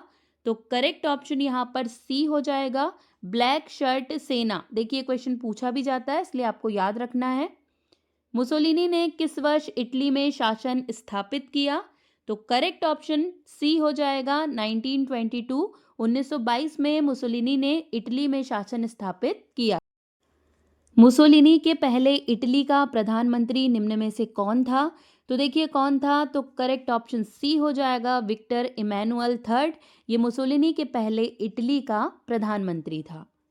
ड्यूस के नाम से किनको पुकारा जाता था? तो देखिए करेक्ट ऑप्शन सी हो जाएगा, मुसोलिनी को ड्यूस के नाम से जाना जाता था। फांसीवाद का प्रेरक है, तो देखिए क्या था फांसीवाद का प्रेरक? तो सी करेक्ट हो जाएगा, राष्ट्रवाद। ये फांसीवाद का प्रेरक है। राज्य ही राष्ट्र है तथा राज्य ही समाज है, ये किसका दृष्टिकोण है? तो देखिए करेक्ट ऑप्शन सी हो जाएगा, ये फांसीवादियों का दृष्टिकोण है। दोस्तों अगर वीडियो पसंद आ रहा है तो प्लीज़ लाइक ज़रूर कीजिए, और ये वीडियो आपके डिमांड पर बनाया गया है, इसलिए प्लीज़ इसे ज़्यादा से ज़्यादा शेयर कीजिए। और ये भी बताइए कि आपको नेक्स्ट कौन से सब्जेक्ट की मैराथन चाहिए है। आपके लिए वो मैराथन भी मैं लेकर आऊँगी, लेकिन प्लीज़ आप ये वाले वीडियो को बहुत ज़्यादा शेयर कीजिए, चैनल को बहुत सारा सपोर्ट कीजिए। यदि राज्य ही समाज रूपी शरीर है तो नेता उसका दिमाग है, ये किसका दृष्टिकोण है? तो देखिए करेक्ट ऑप्शन यहाँ पर सी हो जाएगा, फांसीवाद का ये दृष्टिकोण है। फांसीवाद दर्शन के बीज निम्न में से किसके चिंतन में दिखलाई देते हैं? तो देखिए किसके चिंतन में दिखलाई देते हैं ये? करेक्ट ऑप्शन यहाँ पर सी हो जाएगा, हिटलर के चिंतन में फांसीवाद दर्शन के बीज दिखाई देते हैं। फांसीवाद, तो देखिए करेक्ट ऑप्शन डी हो जाएगा, उपयुक्त सभी। एक दल का शासन है, सर्वाधिकारवाद का दर्शन है, मानवता विरोधी तानाशाही है, तो ये सभी सही है फांसीवाद के बारे में, मतलब डी उपयुक्त सभी एकदम करेक्ट हो जाएगा। आदेश, अनुशासन और सत्ता किसका नारा था? तो देखिए किसका नारा है? करेक्ट ऑप्शन सी हो जाएगा, फांसीवाद का नारा है, आदेश, अनुशासन और सत्ता। पुरुष के जीवन में युद्ध का वही स्थान है जो नारी के जीवन में मातृत्व का है, ये कथन किसका है या किसने कहा है ये कथन? तो देखिए करेक्ट ऑप्शन यहाँ पर इसका सी हो जाएगा, मुसोलिनी के द्वारा ये कथन कहा गया है कि पुरुष के जीवन में युद्ध का वही स्थान है जो नारी के जीवन में मातृत्व का है। फांसीवादी दल के स्वयं सेवक क्या पहनते थे? तो देखिए क्या पहनते थे? तो ए करेक्ट हो जाएगा, काली कमीज पहनते थे फांसीवादी दल के स्वयं सेवक। मुसोलिनी ने किसको सेना का अधिकारी नियुक्त किया? तो देखिए करेक्ट ऑप्शन यहाँ पर ए हो जाएगा, डियास को सेना का अधिकारी नियुक्त किया था मुसोलिनी ने। राष्ट्रीय निगम परिषद का अध्यक्ष कौन था? तो करेक्ट ऑप्शन यहाँ पर सी हो जाएगा, मुसोलिनी राष्ट्रीय निगम परिषद का अध्यक्ष था। मुसोलिनी ने रोम पर आक्रमण कब किया? तो देखिए करेक्ट ऑप्शन यहाँ पर ए हो जाएगा, अक्टूबर 1922 ईस्वी में मुसोलिनी ने रोम पर आक्रमण किया था। जापान और जर्मनी के साथ मुसोलिनी ने रोम, बर्लिन, टोक्यो धुरी का निर्माण कब किया? तो देखिए किस वर्ष में हुआ था ये? करेक्ट ऑप्शन बी हो जाएगा, 1936 में। मुसोलिनी ने अबिसीनिया पर आक्रमण कब किया? तो देखिए करेक्ट ऑप्शन यहाँ पर इसका बी हो जाएगा, 1935 ईस्वी में मुसोलिनी ने अबिसीनिया पर आक्रमण किया था। इटली में फांसीवाद का अंत कब माना जाता है? तो करेक्ट ऑप्शन यहाँ पर सी हो जाएगा, 28 अप्रैल 1945 को इटली में फांसीवाद का अंत माना जाता है। नाजीवाद के उदय का जन्मदाता किसको माना जाता है? तो देखिए करेक्ट ऑप्शन यहाँ पर ए हो जाएगा, हिटलर को नाजीवाद के उदय का जन्मदाता माना जाता है। हिटलर का जन्म कहाँ हुआ था? तो देखिए इनमें से कहाँ हुआ है हिटलर का जन्म? करेक्ट ऑप्शन डी हो जाएगा, ऑस्ट्रिया में हिटलर का जन्म हुआ था। नाजी पार्टी का प्रतीक चिन्ह क्या था? देखिए बहुत पूछा जाता है नाजी पार्टी का प्रतीक चिन्ह। करेक्ट ऑप्शन बी हो जाएगा, स्वास्तिक। ये नाजी पार्टी का प्रतीक चिन्ह था। एक राष्ट्र एक नेता का नारा किसका था? तो देखिए करेक्ट ऑप्शन डी हो जाएगा, हिटलर के द्वारा यह नारा दिया गया था, एक राष्ट्र एक नेता। हिटलर जर्मनी का चांसलर कब बना? तो देखिए करेक्ट ऑप्शन यहाँ पर बी हो जाएगा, 1933 में हिटलर जर्मनी का चांसलर बना था। दोस्तों अगर आपको इन टॉपिक्स के डिटेल वीडियोस देखने हैं तो आप हमारी प्लेलिस्ट में जाकर देख सकते हैं। ऑलरेडी सारे वीडियोस अपलोडेड हैं। ये जो वीडियो बनाया गया है एक रिवीजन वीडियो के तौर पर बनाया गया है, ताकि आप सिर्फ एक बार पढ़ के चले जाएं। कोई भी एग्जाम आपका हो, एक बार इस वीडियो को कंप्लीट देख लीजिए। वर्ल्ड हिस्ट्री अगर आपके सिलेबस में है तो इतना इनफ होगा आपके लिए। तो प्लीज़ दोस्तों, और भी लोगों का फ़ायदा हो सके इसलिए प्लीज़ इस वीडियो को ज़्यादा से ज़्यादा शेयर कर दीजिए। तो देखिए करेक्ट ऑप्शन यहाँ पर बी 1933। प्रथम विश्व युद्ध में हिटलर ने कहाँ की सेना में सम्मिलित होकर युद्ध किया था? तो देखिए करेक्ट ऑप्शन यहाँ पर बी हो जाएगा। जर्मनी की सेना में सम्मिलित होकर युद्ध किया था प्रथम विश्व युद्ध के समय में हिटलर ने। प्रथम विश्व युद्ध में वीरता पूर्वक लड़ने के लिए हिटलर को कौन सा पुरस्कार मिला था? तो देखिए यहाँ पर करेक्ट ऑप्शन ए हो जाएगा। आयरन क्रॉस मिला था हिटलर को प्रथम विश्व युद्ध में वीरता पूर्वक लड़ने के लिए। वाइमर गणतंत्र की स्थापना कब हुई थी? तो देखिए यहाँ पर करेक्ट ऑप्शन बी हो जाएगा। 9 नवंबर 1918 को वाइमर गणतंत्र की स्थापना हुई थी। मीन कैंप किसकी रचना है? तो देखिए मीन कैंप या मेरा संघर्ष, ये रचना है, सी करेक्ट हो जाएगा, हिटलर की ये रचना है। जर्मन यूथ नामक एक युवक संगठन कब स्थापित हुआ? तो करेक्ट ऑप्शन बी हो जाएगा। 1926 में जर्मन यूथ नामक एक युवक संगठन की स्थापना की गई थी। नाजीवाद किसका समर्थक था? तो देखिए इनमें से किसका समर्थक था नाजीवाद? करेक्ट ऑप्शन यहाँ पर सी हो जाएगा। राज्य की सर्वोच्चता के सिद्धांत का समर्थक था नाजीवाद। नाजी पार्टी का संबंध किस देश के साथ था? तो देखिए करेक्ट ऑप्शन यहाँ पर बी हो जाएगा। जर्मनी से संबंध था नाजी पार्टी का। हिटलर ने आर्थिक स्थिति सुधारने के लिए किसे अर्थ मंत्री नियुक्त किया? तो देखिए इनमें से किसे किया था अर्थ मंत्री नियुक्त? करेक्ट ऑप्शन बी हो जाएगा। जालमर सास्ट को हिटलर ने आर्थिक स्थिति सुधारने के लिए अर्थ मंत्री नियुक्त किया था। तत्कालीन समय में जर्मनी के राष्ट्रपति कौन थे? तो देखिए करेक्ट ऑप्शन सी हो जाएगा, हिंडेनबर्ग। ये तत्कालीन समय में जर्मनी के राष्ट्रपति थे। हिटलर ने कब राष्ट्रपति और चांसलर के पद को मिलाकर एक कर दिया? तो देखिए कब किया था ये? करेक्ट ऑप्शन सी हो जाएगा। 1934 में हिटलर ने राष्ट्रपति और चांसलर के पद को मिलाकर एक कर दिया। हिटलर ने जर्मनी के राष्ट्र संघ की सदस्यता कब छोड़ी? तो देखिए करेक्ट ऑप्शन यहाँ पर इसका ए हो जाएगा। 1933 में हिटलर ने राष्ट्र संघ की सदस्यता छोड़ दी थी। नाजीवाद के सिद्धांत का विरोधी था? तो नाजीवाद के सिद्धांत का विरोधी कौन था? तो डी करेक्ट हो जाएगा, समाजवाद। ये नाजीवाद के सिद्धांत का विरोधी था। जनरल फ्रैंको कहाँ का शासक था? तो देखिए करेक्ट ऑप्शन यहाँ पर ए हो जाएगा। स्पेन का शासक था जनरल फ्रैंको। गस्टापो क्या था? तो देखिए गस्टापो इनमें से क्या था? तो करेक्ट ऑप्शन यहाँ पर ए हो जाएगा, गुप्तचर पुलिस दल, जिसे गस्टापो कहा जाता था उस टाइम पर। नाजी दल का प्रचार मंत्री कौन था? तो करेक्ट ऑप्शन यहाँ पर सी हो जाएगा, गोबेल्स। ये नाजीवाद का प्रचार मंत्री था, जो नाजी दल है उसका प्रचार मंत्री था। नाजी दल के सदस्य किस रंग की शर्ट पहनते थे? तो देखिए करेक्ट ऑप्शन बी हो जाएगा, ब्राउन कलर की शर्ट पहनते थे नाजी दल के सदस्य। जर्मनी में किस अधिनियम ने तानाशाही स्थापित कर दी? तो करेक्ट ऑप्शन यहाँ पर ए हो जाएगा, विशेष अधिकार अधिनियम ने जर्मनी में तानाशाही स्थापित कर दी थी। जर्मनी वक्त पार्टी का संस्थापक कौन था? तो देखिए यहाँ पर करेक्ट ऑप्शन ए हो जाएगा, हिटलर। ये जर्मनी वक्त पार्टी का संस्थापक था। नेशनल सोशलिस्ट पार्टी या नाजी दल की स्थापना कब हुई? तो करेक्ट ऑप्शन यहाँ पर ए हो जाएगा, 1920 में नेशनल सोशलिस्ट पार्टी या नाजी दल की स्थापना हुई थी। हिटलर के शामी विरोधी का क्या मतलब था? तो यहाँ पर करेक्ट ऑप्शन ए हो जाएगा, यहूदी विरोधी। ये हिटलर के शामी विरोधी का मतलब था। हिटलर की विस्तारवादी नीति का पहला शिकार कौन हुआ था? तो इसका पहला शिकार बी करेक्ट हो जाएगा, ऑस्ट्रिया। हिटलर की विस्तारवादी नीति का पहला शिकार ऑस्ट्रिया हुआ था। हिटलर के किस देश पर आक्रमण के परिणाम स्वरूप द्वितीय विश्व युद्ध आरंभ हुआ?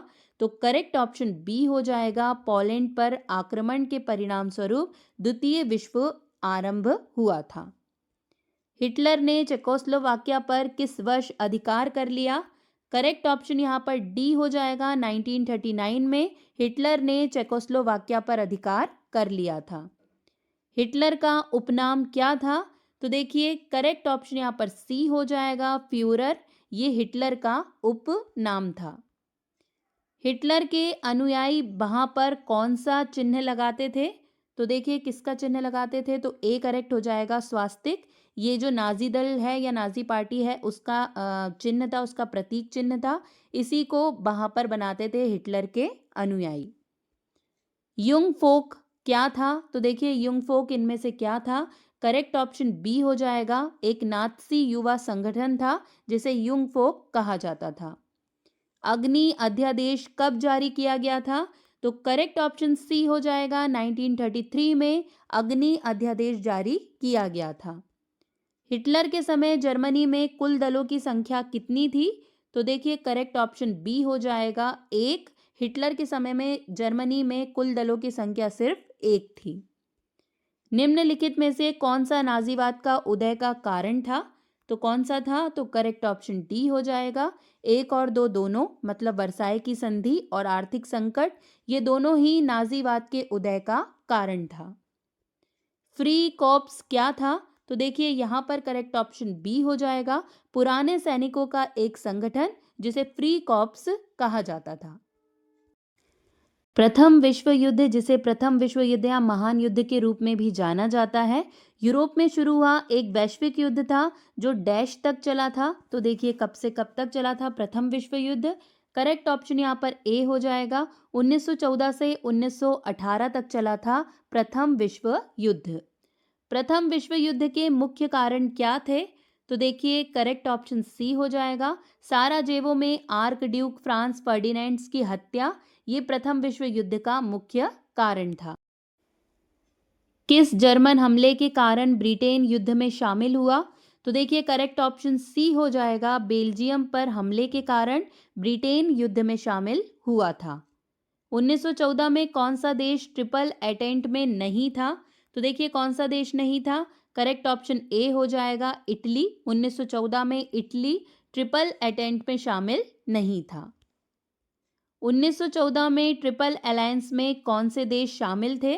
तो देखिए यहाँ पर करेक्ट ऑप्शन डी हो जाएगा, उपरोक्त सभी, मतलब इटली, जर्मनी, ऑस्ट्रिया, हंगरी, ये सभी ट्रिपल अलायंस में शामिल देश थे। प्रथम विश्व युद्ध में कितने देश शामिल थे? बहुत पूछा जाता है ये क्वेश्चन। करेक्ट ऑप्शन यहाँ पर सी हो जाएगा, 37 कंट्रीज, यानी कि प्रथम विश्व युद्ध में 37 देश शामिल थे। प्रथम विश्व युद्ध की सबसे घातक लड़ाई कौन सी थी? देखिए इनमें से कौन सी लड़ाई थी जो सबसे घातक थी प्रथम विश्व युद्ध में? तो ए करेक्ट हो जाएगा, सोम्मे की लड़ाई, ये प्रथम विश्व युद्ध की सबसे घातक लड़ाई थी। प्रथम विश्व युद्ध की पहली ब्रिटिश लड़ाई कौन सी थी? तो यहाँ पर करेक्ट ऑप्शन बी हो जाएगा, मॉन्स की लड़ाई, ये प्रथम विश्व युद्ध की पहली ब्रिटिश लड़ाई थी। प्रथम विश्व युद्ध को दूसरा नाम क्या दिया गया? तो देखिए क्या नाम दिया गया, और तो ए करेक्ट हो जाएगा, महान युद्ध नाम दिया गया प्रथम विश्व युद्ध को। वह कौन सा राष्ट्र था जिसने सबसे पहले युद्ध की घोषणा की और प्रथम विश्व युद्ध की शुरुआत की? तो देखिए कौन था वो? तो करेक्ट ऑप्शन यहाँ पर इसका बी हो जाएगा, ऑस्ट्रिया हंगरी, ये राष्ट्र था जिसने सबसे पहले युद्ध की घोषणा की और प्रथम विश्व युद्ध की शुरुआत की। अमेरिका के प्रथम विश्व युद्ध में प्रवेश करने का मुख्य कारण क्या था? तो देखिए करेक्ट ऑप्शन यहाँ पर सी हो जाएगा, ए और बी दोनों, जर्मनी द्वारा अप्रतिबंधित पनडुब्बी युद्ध और जिमरमैन टेलीग्राम, ये दोनों ही रीजन थे अमेरिका के प्रथम विश्व युद्ध में प्रवेश करने के। निम्न में से क्या प्रथम विश्व युद्ध का कारण नहीं था? तो देखिए इनमें से कौन सा कारण नहीं था? तो सी करेक्ट हो जाएगा, 100 साल का युद्ध, ये प्रथम विश्व युद्ध का कारण नहीं था। अमेरिका ने प्रथम विश्व युद्ध में कब प्रवेश किया? तो देखिए ये बहुत पूछा जाने वाला क्वेश्चन है, करेक्ट ऑप्शन सी हो जाएगा, 1917 में अमेरिका ने प्रथम विश्व युद्ध में प्रवेश किया था। इनमें से कौन सी प्रथम विश्व युद्ध की प्रमुख लड़ाई नहीं थी? तो कौन सी नहीं थी? सी हो जाएगा, एंटी एटम की लड़ाई, ये प्रथम विश्व युद्ध की प्रमुख लड़ाई नहीं थी। प्रथम विश्व युद्ध में ब्रिटेन ने जर्मनी के विरुद्ध युद्ध की घोषणा कब की? तो करेक्ट ऑप्शन सी हो जाएगा 1914 में ब्रिटेन ने जर्मनी के विरुद्ध युद्ध की घोषणा की थी। निम्नलिखित में से कौन सा राष्ट्र केंद्रीय शक्तियों का हिस्सा नहीं था? तो देखिए यहाँ पर करेक्ट ऑप्शन सी हो जाएगा। जो रूस है ये केंद्रीय शक्तियों का हिस्सा नहीं था। प्रथम विश्व युद्ध के दौरान किस तकनीक का उपयोग नहीं किया गया था? देखिए इनमें से कौन सी तकनीक का यूज नहीं किया गया? तो सी करेक्ट हो जाएगा। परमाणु बम का उपयोग नहीं किया गया था प्रथम विश्व युद्ध के दौरान। प्रथम विश्व युद्ध का एक अन्य नाम क्या था? तो देखिए यहाँ पर करेक्ट ऑप्शन सी हो जाएगा। सभी युद्धों को समाप्त करने वाला युद्ध ये प्रथम विश्व युद्ध का एक अन्य नाम। इटली प्रथम विश्व युद्ध में कब शामिल हुआ? तो देखिए करेक्ट ऑप्शन यहाँ पर इसका ए हो जाएगा। 1915 में इटली प्रथम विश्व युद्ध में शामिल हुआ था। प्रथम विश्व युद्ध के बाद किस देश ने विश्व का नेतृत्व खो दिया? तो देखिए करेक्ट ऑप्शन बी हो जाएगा। जर्मनी ने प्रथम विश्व युद्ध के बाद विश्व का नेतृत्व खो दिया था। रोमानिया प्रथम विश्व युद्ध में कब शामिल हुआ? तो देखिए करेक्ट ऑप्शन यहाँ पर इसका सी हो जाएगा। 1916 में रोमानिया प्रथम विश्व युद्ध में शामिल हुआ था। प्रथम विश्व युद्ध के दौरान फ्रांस का नेता कौन था? तो देखिए इनमें से कौन था? तो बी करेक्ट हो जाएगा। जॉर्जेस क्लेमेंशियो ये प्रथम विश्व युद्ध के दौरान फ्रांस का नेता था। प्रथम विश्व युद्ध के दौरान यूरोप में अमेरिकी सेना का कमांडर कौन था? तो देखिए यहाँ पर करेक्ट ऑप्शन सी हो जाएगा। जॉन जे पर्शिंग ये यूरोप में अमेरिकी सेना का कमांडर था प्रथम विश्व युद्ध के दौरान। प्रथम विश्व युद्ध के दौरान इंग्लैंड का राजा कौन था? तो देखिए इनमें से कौन था इंग्लैंड का राजा? तो बी करेक्ट हो जाएगा। जॉर्ज पंचम ये प्रथम विश्व युद्ध के दौरान इंग्लैंड का राजा था। प्रथम विश्व युद्ध में जर्मनी का नेता कौन था? तो देखिए यहाँ पर करेक्ट ऑप्शन इसका बी हो जाएगा। विल्हेम द्वितीय ये जर्मनी का नेता था प्रथम विश्व युद्ध में। प्रथम विश्व युद्ध में नई तकनीक क्या थी? तो देखिए करेक्ट ऑप्शन सी हो जाएगा। ए और बी दोनों, मतलब मशीन गन और टैंक ये दोनों ही नई तकनीक थी प्रथम विश्व युद्ध में। प्रथम विश्व युद्ध के दौरान खाइयों के बीच के क्षेत्र को क्या कहा जाता था? तो देखिए सही उत्तर बी हो जाएगा। नो मैंस लैंड कहा जाता था खाइयों के बीच के क्षेत्र को। प्रथम विश्व युद्ध किसने जीता? तो देखिए करेक्ट ऑप्शन सी हो जाएगा। मित्र शक्तियों के द्वारा प्रथम विश्व युद्ध को जीता गया। नवंबर को सबसे पहले कौन सा अवकाश मनाया गया था? तो करेक्ट ऑप्शन यहाँ पर इसका ए हो जाएगा। युद्ध विराम दिवस के रूप में मनाया गया था। प्रथम विश्व युद्ध में कितने लोग मारे गए? तो देखिए करेक्ट ऑप्शन यहाँ पर ए हो जाएगा। लगभग 16 मिलियन लोग प्रथम विश्व युद्ध में मारे गए थे। प्रथम विश्व युद्ध की पहली लड़ाई कौन सी थी? तो देखिए इनमें से कौन सी लड़ाई थी पहली प्रथम विश्व युद्ध में? तो सी करेक्ट हो जाएगा। मारने की लड़ाई ये प्रथम विश्व युद्ध की पहली लड़ाई थी। प्रथम विश्व युद्ध किस महाद्वीप में लड़ा गया था? तो करेक्ट ऑप्शन यहाँ पर बी हो जाएगा। यूरोप में लड़ा गया था प्रथम विश्व युद्ध। वर्दुन की लड़ाई कब शुरू हुई?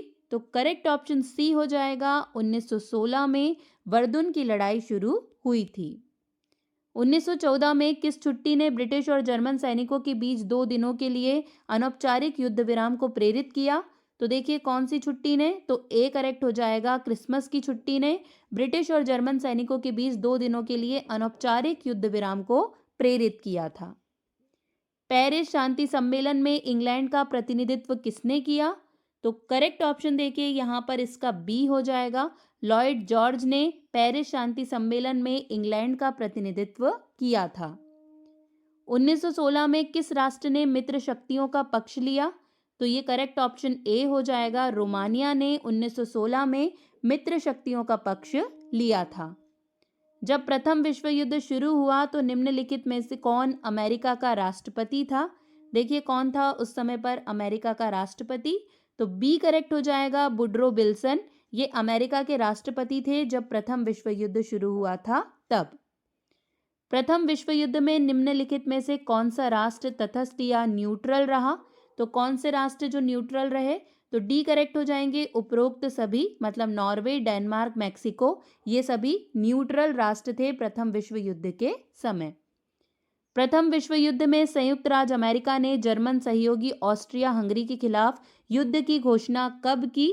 तो देखिए कब की थी युद्ध की घोषणा? करेक्ट ऑप्शन डी हो जाएगा। 7 दिसंबर 1917 को युद्ध की घोषणा की थी। राष्ट्रसंघ डैश को अस्तित्व में आया? तो देखिए राष्ट्रसंघ कब आया अस्तित्व में? करेक्ट ऑप्शन सी हो जाएगा। 10 जनवरी 1920 को राष्ट्रसंघ अस्तित्व में आया था।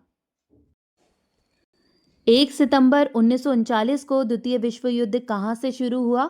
तो देखिए करेक्ट ऑप्शन ए हो जाएगा। यूरोप में 1 सितंबर 1939 को द्वितीय विश्व युद्ध शुरू हुआ था। द्वितीय विश्व युद्ध कब से कब तक चला? तो देखिए यहाँ पर करेक्ट ऑप्शन ए हो जाएगा। 1939 से 1945 तक द्वितीय विश्व युद्ध चला था। दो विरोधी सैन्य गठबंधनों को क्या नाम दिया गया? तो देखिए क्या नाम दिया गया था? तो ए करेक्ट हो जाएगा। मित्र राष्ट्र और धुरी राष्ट्र ये नाम दिए गए थे। विश्व युद्ध में शामिल लोगों की दर्ज जनसंख्या कितनी थी? तो देखिए करेक्ट ऑप्शन ए हो जाएगा। 100 मिलियन से भी ज्यादा ये विश्व युद्ध में शामिल लोगों की दर्ज जनसंख्या थी। द्वितीय विश्व युद्ध में कौन से देश शामिल थे? तो देखिए यहाँ पर करेक्ट ऑप्शन डी हो जाएगा। ये सभी मतलब ऑस्ट्रेलिया, ब्रिटेन, जर्मनी ये सभी शामिल थे द्वितीय विश्व युद्ध के प्रमुख कारण क्या थे? तो देखिए करेक्ट ऑप्शन डी हो जाएगा। ये सभी फांसीवाद का उदय, वर्साई की संधि द्वारा जर्मनी के साथ कठोर व्यवहार और वर्साई की संधि ये सभी मुख्य कारण थे द्वितीय विश्व युद्ध के। जर्मनी के किस देश पर आक्रमण से द्वितीय विश्व युद्ध प्रारंभ हुआ? तो करेक्ट ऑप्शन सी हो जाएगा। पोलैंड। देखिए जर्मनी के पोलैंड पर आक्रमण से द्वितीय विश्व युद्ध प्रारंभ हुआ था।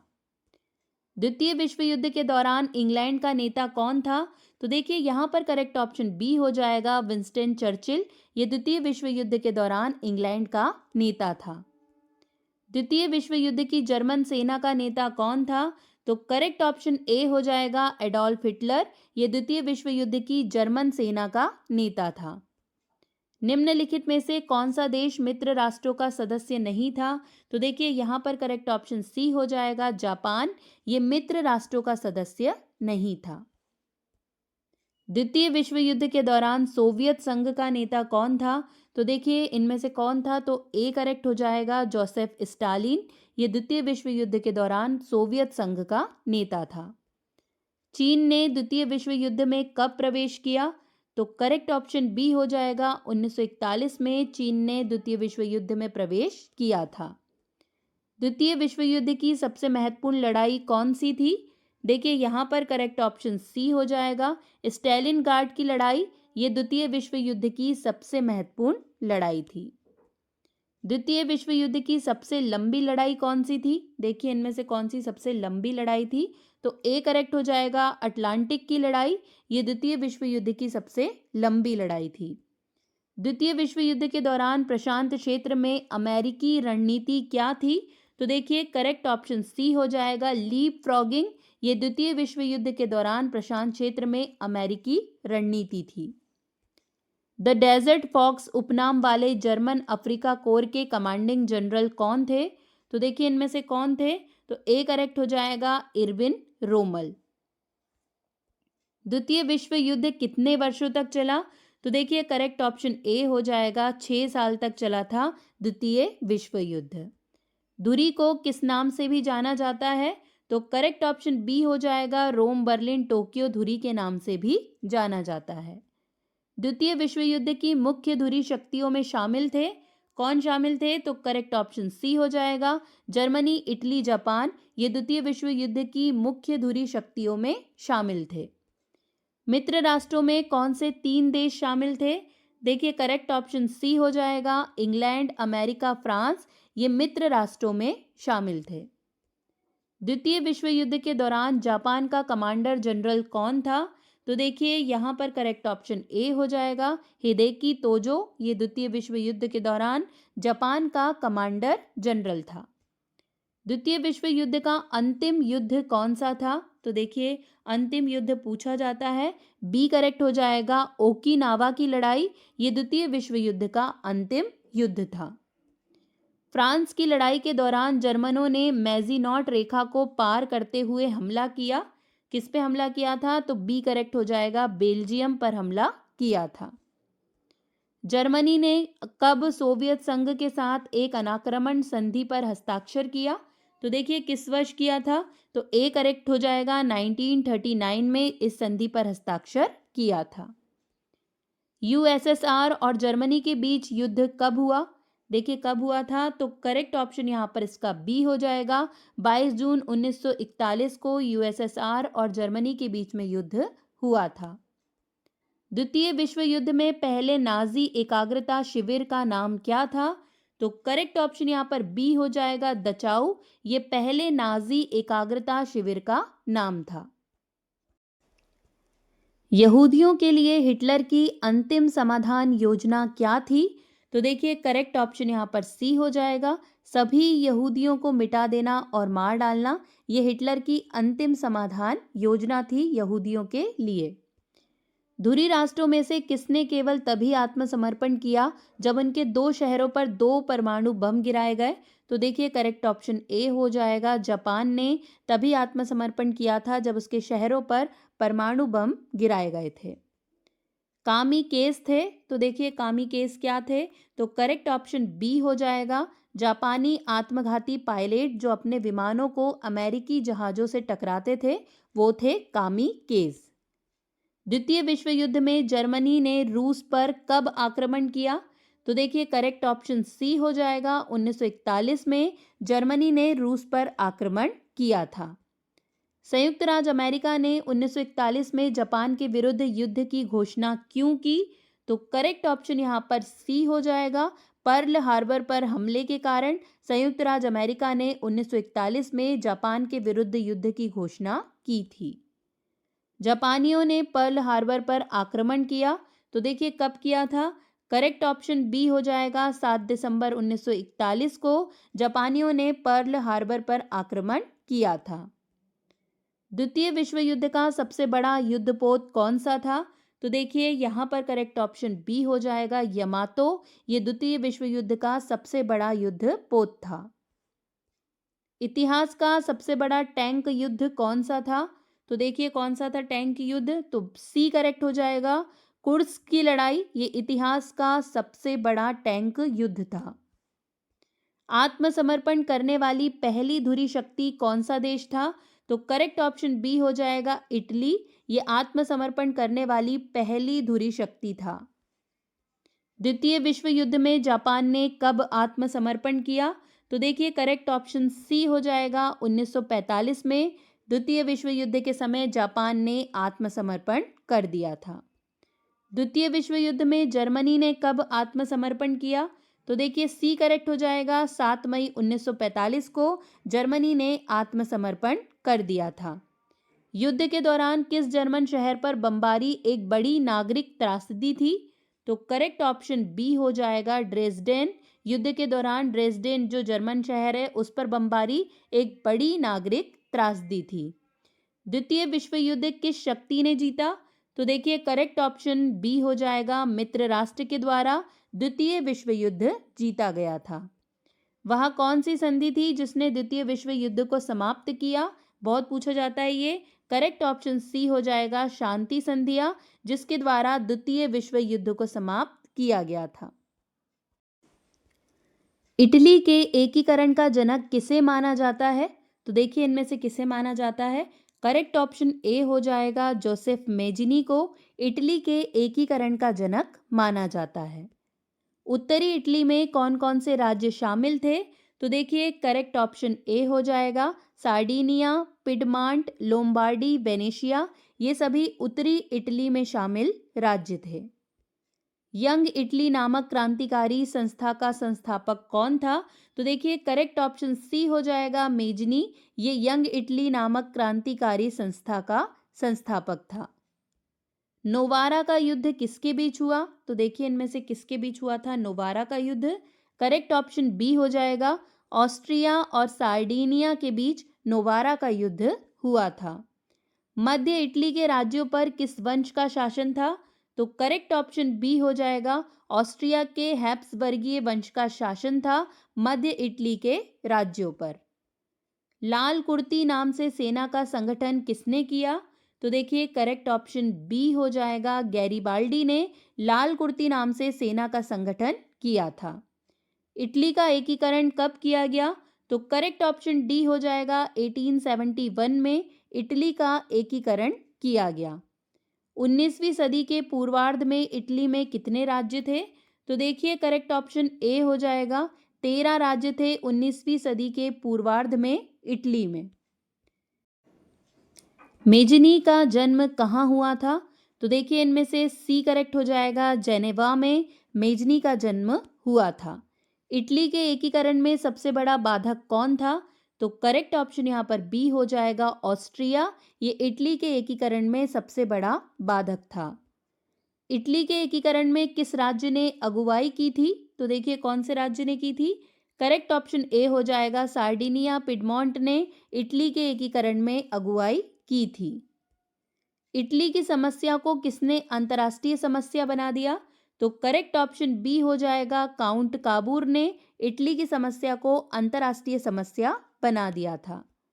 इटली के एकीकरण की तलवार किसको कहा जाता है? बहुत पूछा जाने वाला क्वेश्चन है ये। करेक्ट ऑप्शन बी हो जाएगा, गैरिबाल्डी को इटली के एकीकरण की तलवार कहा जाता है। इटली के एकीकरण का श्रेय किसको दिया जाता है? तो यहाँ पर करेक्ट ऑप्शन डी हो जाएगा, ये सभी मतलब मेजनी, काउंट काबूर और गैरिबाल्डी, इन सभी को इटली के एकीकरण का श्रेय दिया जाता है। कार्बोनरी सोसाइटी का संस्थापक कौन था? तो देखिए करेक्ट ऑप्शन ए हो जाएगा, गिबर्टी। ये कार्बोनरी सोसाइटी का संस्थापक था। विक्टर इमैनुअल कहाँ का शासक था? तो देखिए करेक्ट ऑप्शन यहाँ पर इसका ए हो जाएगा, सार्डिनिया का शासक था विक्टर इमैनुअल। इटली के एकीकरण की शुरुआत किन राज्यों के मेल से हुई? तो करेक्ट ऑप्शन सी हो जाएगा, लोम्बार्डी और सार्डिनिया के मेल से इटली के एकीकरण की शुरुआत हुई थी। इटली राष्ट्र का जन्म कब माना जाता है? तो करेक्ट ऑप्शन ए हो जाएगा, 2 अप्रैल 1860 ईस्वी को इटली राष्ट्र का जन्म माना जाता है। रोम को संयुक्त इटली की राजधानी कब घोषित किया गया? तो देखिए यहाँ पर करेक्ट ऑप्शन सी हो जाएगा, 1871 में रोम को संयुक्त इटली की राजधानी घोषित किया गया। यदि समाज में क्रांति लानी हो तो क्रांति का नेतृत्व नव युवकों के हाथ में दे दो, ये कथन किसने कहा था? देखिए जो कथन होते हैं, स्टेटमेंट, नारे, ये बहुत पूछे जाते हैं वर्ल्ड हिस्ट्री में, तो आपको याद रखना है किसके द्वारा ये बोला गया। तो सी करेक्ट हो जाएगा, मेजनी के द्वारा ये कथन कहा गया था। जर्मनी का एकीकरण किसने किया? तो देखिए किसके द्वारा किया गया? तो ए करेक्ट हो जाएगा, बिस्मार्क ने जर्मनी का एकीकरण किया था। प्रशा के शासक विलियम प्रथम का प्रधानमंत्री कौन था? तो देखिए करेक्ट ऑप्शन यहाँ पर बी हो जाएगा, बिस्मार्क। ये प्रशा के शासक विलियम प्रथम का प्रधानमंत्री था। जर्मनी का सबसे शक्तिशाली राज्य कौन सा था? तो देखिए करेक्ट ऑप्शन सी हो जाएगा, प्रशा। ये जर्मनी का सबसे शक्तिशाली राज्य था। बिस्मार्क जर्मनी का एकीकरण किसके नेतृत्व में चाहता था? देखिए इनमें से किसके नेतृत्व में चाहता था? तो सी करेक्ट हो जाएगा, प्रशा के नेतृत्व में जर्मनी का एकीकरण चाहता था बिस्मार्क। विलियम को जर्मन संघ के सम्राट का ताज कब पहनाया गया? तो करेक्ट ऑप्शन डी हो जाएगा, 8 फरवरी 1871 ईस्वी में विलियम को जर्मन संघ के सम्राट का ताज पहनाया गया। जर्मनी में राष्ट्रीयता का संदेशवाहक किसको माना जाता है? तो देखिए करेक्ट ऑप्शन ए हो जाएगा, नेपोलियन बोनापार्ट को जर्मनी में राष्ट्रीयता का संदेशवाहक माना जाता है। जर्मनी के आर्थिक राष्ट्रवाद का पिता किसको माना जाता है? देखिए करेक्ट ऑप्शन बी हो जाएगा, फ्रेडरिक लिस्ट को जर्मनी के आर्थिक राष्ट्रवाद का पिता माना जाता है। जर्मनी राष्ट्रीय सभा को किसके नाम से जाना जाता है? देखिए यहाँ पर करेक्ट ऑप्शन ए हो जाएगा, डाइट के नाम से जाना जाता है जर्मनी राष्ट्रीय सभा को। जर्मनी राष्ट्रीय सभा किसमें होती थी? तो देखिए करेक्ट ऑप्शन यहाँ पर सी हो जाएगा, फ्रैंकफर्ट में जर्मनी राष्ट्रीय सभा आयोजित होती थी। 1815 ईस्वी से 1850 ईस्वी के बीच जर्मन साम्राज्य पर किसका आधिपत्य था? तो देखिए करेक्ट ऑप्शन बी हो जाएगा, ऑस्ट्रिया का आधिपत्य था 1815 से 1850 ईस्वी के बीच। ऑस्ट्रिया का चांसलर कौन था? देखिए करेक्ट ऑप्शन यहाँ पर बी हो जाएगा, मेटरनिक। ये ऑस्ट्रिया का चांसलर था। एकीकृत जर्मन राष्ट्र के निर्माण में किन दार्शनिकों ने महत्वपूर्ण भूमिका निभाई? तो देखिए करेक्ट ऑप्शन डी हो जाएगा, ये सभी, मतलब राके, बोमर, लसर, इन सभी ने जर्मन राष्ट्र के निर्माण में महत्वपूर्ण भूमिका निभाई थी। फ्रैंकफर्ट संविधान सभा का गठन कब किया गया? तो देखिए करेक्ट ऑप्शन ए हो जाएगा, मई 1848 ईस्वी में फ्रैंकफर्ट संविधान सभा का गठन किया गया था। विलियम प्रथम के शासनकाल में प्रशा का रक्षा मंत्री कौन था? तो देखिए कौन था प्रशा का रक्षा मंत्री? तो ए करेक्ट हो जाएगा, वान रून। ये विलियम प्रथम के शासनकाल में प्रशा का रक्षा मंत्री था। 23 सितंबर 1862 ईस्वी को प्रशा का चांसलर कौन बना? तो करेक्ट ऑप्शन यहाँ पर बी हो जाएगा, बिस्मार्क। ये 23 सितंबर 1862 को प्रशा का चांसलर बना था। बिस्मार्क का जन्म कब और कहाँ हुआ था? देखिए करेक्ट ऑप्शन सी हो जाएगा, 1 अप्रैल 1815 ईस्वी को ब्रेडेनबर्ग में बिस्मार्क का जन्म हुआ था। बिस्मार्क को बाजीगर किसने कहा था? देखिए करेक्ट ऑप्शन ए हो जाएगा, विलियम प्रथम ने बिस्मार्क को बाजीगर कहा था। किस युद्ध में ऑस्ट्रिया ने प्रशा के आगे आत्मसमर्पण कर दिया? कौन से युद्ध में किया था ये? तो बी करेक्ट हो जाएगा, सैरेजोवा के युद्ध में, जो 1866 ईस्वी में हुआ था। इसमें ऑस्ट्रिया ने प्रशा के आगे आत्मसमर्पण कर दिया था। 23 अगस्त 1866 ईस्वी में किस संधि के तहत ऑस्ट्रिया जर्मन संघ में शामिल हुआ?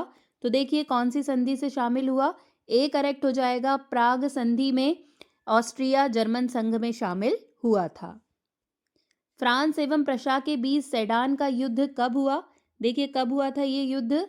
तो ए करेक्ट हो जाएगा, 1 सितंबर 1870 ईस्वी को फ्रांस एवं प्रशा के बीच में सेडान का युद्ध हुआ था। नेपोलियन तृतीय ने प्रशा के आगे कब आत्मसमर्पण किया? करेक्ट ऑप्शन ए हो जाएगा, 1 सितंबर 1870 को नेपोलियन तृतीय ने प्रशा के आगे आत्मसमर्पण कर दिया था। बिस्मार्क ने जर्मनी के सम्राट विलियम प्रथम का राज्याभिषेक कहाँ किया? तो देखिए करेक्ट ऑप्शन ए हो जाएगा, वर्साय के राजमहल में बिस्मार्क ने जर्मनी के सम्राट विलियम प्रथम का राज्याभिषेक किया था। फ्रैंकफर्ट की संधि 10 मई 1871 ईस्वी को किसके बीच हुई थी? देखिए किसके बीच हुई है फ्रैंकफर्ट की संधि? करेक्ट ऑप्शन यहाँ पर इसका डी हो जाएगा, फ्रांस और प्रशा के बीच हुई है फ्रैंकफर्ट की संधि। विलियम प्रथम के शासनकाल में प्रशा का सेनापति कौन था? तो देखिए करेक्ट ऑप्शन बी हो जाएगा, वानर माल्टेक। ये विलियम प्रथम के शासनकाल में प्रशा का सेनापति था। जर्मनी का एकीकरण किस युद्ध के बाद संभव हो सका? तो करेक्ट ऑप्शन यहाँ पर सी हो जाएगा, सूडान के युद्ध के बाद जर्मनी का एकीकरण संभव हो सका था। प्राचीन काल में जापान कहलाता था? तो देखिए प्राचीन काल में जापान क्या कहलाता था? तो बी करेक्ट हो जाएगा, उगते सूर्य का देश प्राचीन काल में जापान कहलाता था। जापान ने किन दो बड़े देशों को युद्ध में हराया? तो देखिए कौन से दो बड़े देश हैं वो? तो बी करेक्ट हो जाएगा, चीन और रूस को युद्ध में हराया है जापान ने। जापान ने चीन को युद्ध में कब हराया? तो देखिए करेक्ट ऑप्शन बी हो जाएगा, 1894-95 में जापान ने चीन को युद्ध में हराया था। मेइजी बहाली किस देश में हुई थी? तो करेक्ट ऑप्शन यहाँ पर ए हो जाएगा, जापान में मेइजी बहाली हुई थी। मेइजी का अर्थ था? तो देखिए मेइजी का क्या अर्थ था? तो करेक्ट ऑप्शन यहाँ पर इसका ए हो जाएगा, प्रबुद्ध शासन। ये मेइजी का अर्थ होता है। मेइजी युग किस सम्राट के कार्यकाल को माना जाता है? तो देखिए करेक्ट ऑप्शन यहाँ पर ए हो जाएगा, सम्राट मुत्सोहितो। इसके शासनकाल को मेइजी युग के रूप में माना जाता है। मेइजी पुनर्स्थापना से पूर्व जापानी सम्राट का कार्यालय कहाँ था? तो देखिए इससे पहले ए करेक्ट हो जाएगा, क्योटो में जापानी सम्राट का कार्यालय स्थित था। 1921 के वॉशिंगटन सम्मेलन में जापान को किन दो देशों के बाद तीसरा शक्तिशाली देश मान लिया गया? तो देखिए करेक्ट ऑप्शन यहाँ पर सी हो जाएगा। अमेरिका और इंग्लैंड के बाद जापान को तीसरा शक्तिशाली देश मान लिया गया था वॉशिंगटन सम्मेलन 1921 में। द्वितीय चीन जापान युद्ध कब हुआ? तो देखिए करेक्ट ऑप्शन बी हो जाएगा। 1937 से 45 तक द्वितीय चीन जापान युद्ध हुआ था। प्रथम विश्व युद्ध में जापान ने साथ दिया था। देखिए किसका साथ दिया था? तो करेक्ट ऑप्शन डी हो जाएगा। इंग्लैंड और फ्रांस का साथ दिया था प्रथम विश्व युद्ध में जापान ने। 1910 में जापान ने किस देश पर पूर्ण अधिकार कर लिया था? तो देखिए करेक्ट ऑप्शन सी हो जाएगा। कोरिया पर पूर्ण अधिकार कर लिया था 1910 में जापान ने। जापान के रूस व चीन के साथ युद्ध की मुख्य वजह थी। तो क्या थी युद्ध की मुख्य वजह? तो सी करेक्ट हो जाएगा। कोरिया ये जापान के रूस व चीन के साथ युद्ध की मुख्य वजह थी। जापान में शोगुन के क्या कार्य थे? तो देखिए क्या कार्य थे शोगुन के? तो बी करेक्ट हो जाएगा। प्रधान सेनापति हुआ करता था शोगुन। टोक्यो का प्राचीन नाम क्या था? तो देखिए यहाँ पर करेक्ट ऑप्शन सी हो जाएगा। ईडो ये टोक्यो का प्राचीन नाम था। मेइजी संविधान कब लागू किया गया था? करेक्ट ऑप्शन यहाँ पर ए हो जाएगा। 1889 में मेइजी संविधान लागू किया गया था। शिमोनोसकी की संधि कब हुई? तो देखिए ये संधि डी करेक्ट हो जाएगा। 17 अप्रैल 1895 को शिमोनोसकी की संधि हुई थी। आंग्ल जापान गठबंधन हुआ था। तो देखिए किस वर्ष हुआ? तो 1902 में आंग्ल जापान गठबंधन हुआ था। रूस जापान युद्ध किस संधि के द्वारा समाप्त हुआ था? तो देखिए कौन सी संधि है वो? करेक्ट ऑप्शन बी हो जाएगा। पोर्ट्समाउथ की संधि जिसके साथ रूस जापान युद्ध समाप्त हुआ था। जापान ने प्रथम विश्व युद्ध में कब प्रवेश किया था? तो करेक्ट ऑप्शन ए हो जाएगा। 23 अगस्त 1914 को जापान ने प्रथम विश्व युद्ध में प्रवेश किया था। जापान ने द्वितीय विश्व युद्ध में कब भाग लिया? तो देखिए यहाँ पर करेक्ट ऑप्शन ए हो जाएगा। 1940 में जापान ने द्वितीय विश्व युद्ध में भाग लिया था। द्वितीय महायुद्ध में जापान के किन नगरों पर एटम बम गिराए गए थे? तो करेक्ट ऑप्शन यहाँ पर बी हो जाएगा। नागासाकी और हिरोशिमा में एटम बम गिराए गए थे।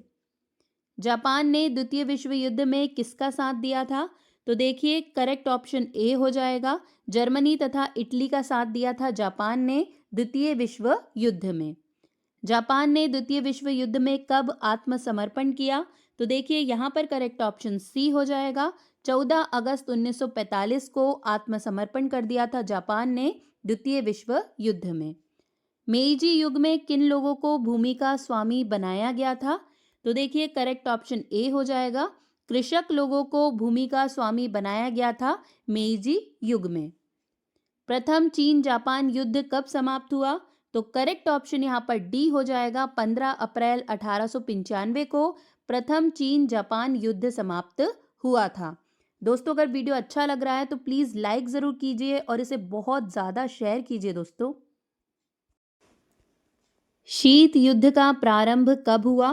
तो देखिए करेक्ट ऑप्शन यहाँ पर इसका ए हो जाएगा। 1944 में शीत युद्ध का प्रारंभ हुआ था। शीत युद्ध का अर्थ है? तो देखिए करेक्ट ऑप्शन यहाँ पर शीत युद्ध का क्या अर्थ है? तो करेक्ट ऑप्शन यहाँ पर सी हो जाएगा। युद्ध के तनाव की तरह ये शीत युद्ध का अर्थ है। शीत युद्ध के दौरान पश्चिमी गठबंधन का अगुवा कौन था? तो करेक्ट ऑप्शन यहाँ पर बी हो जाएगा। अमेरिका ये शीत युद्ध के दौरान पश्चिमी गठबंधन का अगुवा था। शीत युद्ध के दौरान पूर्वी गठबंधन का अगुवा कौन था? तो देखिए पूर्वी गठबंधन का अगुवा तो सी करेक्ट हो जाएगा। रूस ये पूर्वी गठबंधन का अगुवा था।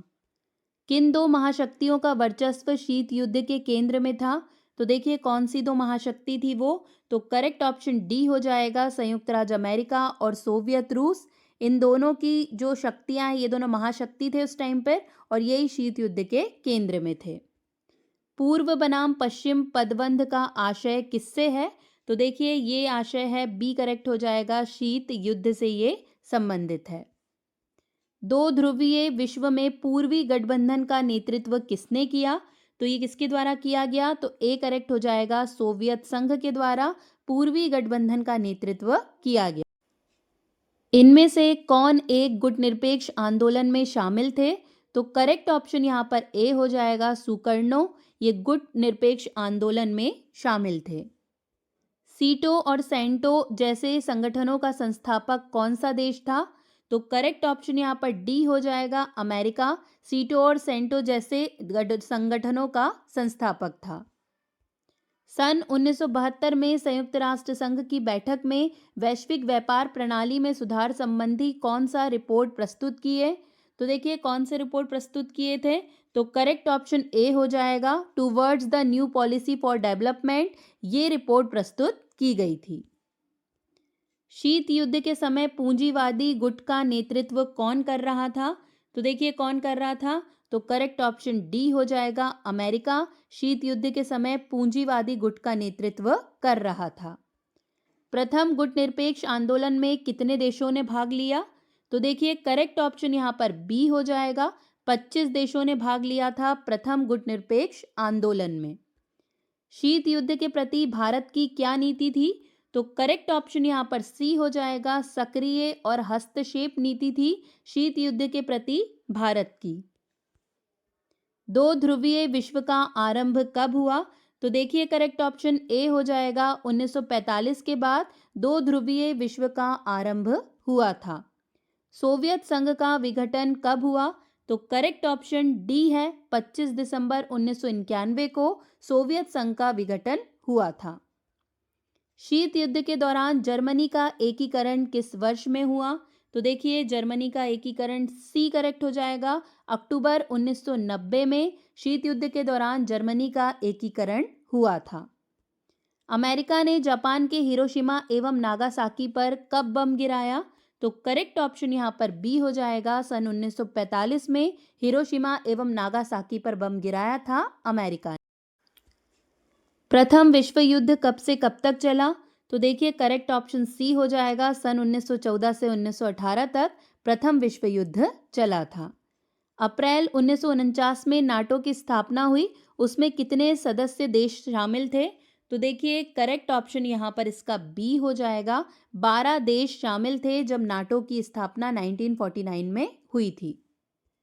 महाशक्तियों के नेतृत्व में गठबंधन की व्यवस्था से पूरी दुनिया का कितने खेमों में बंटने का खतरा उत्पन्न हुआ? तो करेक्ट ऑप्शन यहाँ पर इसका सी हो जाएगा, 2 खेमों में बंटने का खतरा उत्पन्न हुआ था। येल्टसिन किस देश के राष्ट्रपति बने? देखिए येल्टसिन किस देश के राष्ट्रपति बने? तो करेक्ट ऑप्शन डी हो जाएगा, रूसी गणराज्य के राष्ट्रपति बने थे। मिखाइल गोर्बाचोव कौन थे? तो देखिए करेक्ट ऑप्शन बी हो जाएगा, सोवियत संघ के महासचिव थे मिखाइल गोर्बाचोव। दूसरा विश्व युद्ध कब से कब तक चला? तो देखिए करेक्ट ऑप्शन ए हो जाएगा, सन 1939 से 1945 तक दूसरा विश्व युद्ध चला था। मित्र राष्ट्रों की अगुवाई कौन कौन से देश कर रहे थे? तो देखिए करेक्ट ऑप्शन डी हो जाएगा, अमेरिका, फ्रांस और रूस ये मित्र राष्ट्रों की अगुवाई कर रहे थे। धुरी राष्ट्र की अगुवाई कौन कौन से देश कर रहे थे? तो करेक्ट ऑप्शन यहाँ पर ए हो जाएगा, जर्मनी, इटली और जापान ये धुरी राष्ट्र की अगुवाई कर रहे थे। क्यूबा का मिसाइल संकट किसके लिए था? तो करेक्ट ऑप्शन सी हो जाएगा, अमेरिका के लिए। जो क्यूबा का मिसाइल संकट था वो अमेरिका के लिए था। गुटनिरपेक्ष आंदोलन की 5 देशों ने मिलकर सर्वप्रथम सफल बैठक कब और कहाँ किए? तो करेक्ट ऑप्शन यहाँ पर इसका ए हो जाएगा, सन 1961 में बेलग्रेड में गुटनिरपेक्ष आंदोलन की 5 देशों ने मिलकर सफल बैठक की थी। गुटनिरपेक्ष आंदोलन के प्रमुख नेता थे? तो देखिए करेक्ट ऑप्शन सी हो जाएगा, जवाहरलाल नेहरू ये गुटनिरपेक्ष आंदोलन के प्रमुख नेता थे। महाशक्तियों के बीच खींचातानी का मुख्य अखाड़ा कहाँ बना? तो करेक्ट ऑप्शन यहाँ पर इसका देखिए ए हो जाएगा, यूरोप ये महाशक्तियों के बीच खींचातानी का मुख्य अखाड़ा बन गया था। विश्व राजनीति के 2 ध्रुव कौन कौन से थे? तो करेक्ट ऑप्शन यहाँ पर बी हो जाएगा, अमेरिका और सोवियत संघ ये विश्व राजधानी के 2 ध्रुव किन देशों द्वारा महाशक्ति बनने की होड़ ने शीत युद्ध को जन्म दिया था? तो देखिए कौन से देश थे वो? तो डी करेक्ट हो जाएगा, अमेरिका और सोवियत संघ।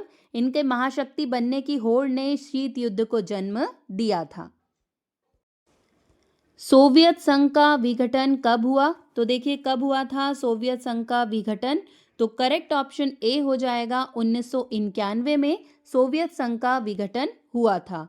सोवियत संघ कितने गणराज्य को मिलाकर बना था? तो देखिए यहाँ पर करेक्ट ऑप्शन सी हो जाएगा, 15 गणराज्यों को मिलाकर सोवियत संघ बना था। लेनिन का जीवन काल माना जाता है।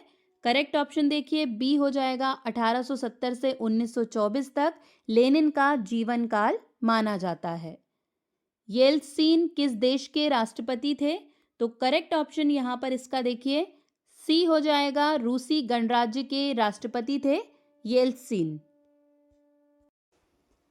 बर्लिन की दीवार कब बनी थी? तो देखिए करेक्ट ऑप्शन यहाँ पर ए हो जाएगा, 1961 में बर्लिन की दीवार बनी थी। बर्लिन की दीवार कब गिराई गई? तो देखिए करेक्ट ऑप्शन क्या हो जाएगा? तो सी करेक्ट है, 1989 में बर्लिन की दीवार गिराई गई थी। सोवियत संघ के खेमे में शामिल देश क्या कहलाए? तो करेक्ट ऑप्शन बी हो जाएगा, दूसरी दुनिया। जो सोवियत संघ के खेमे में शामिल देश थे वो दूसरी दुनिया कहलाए।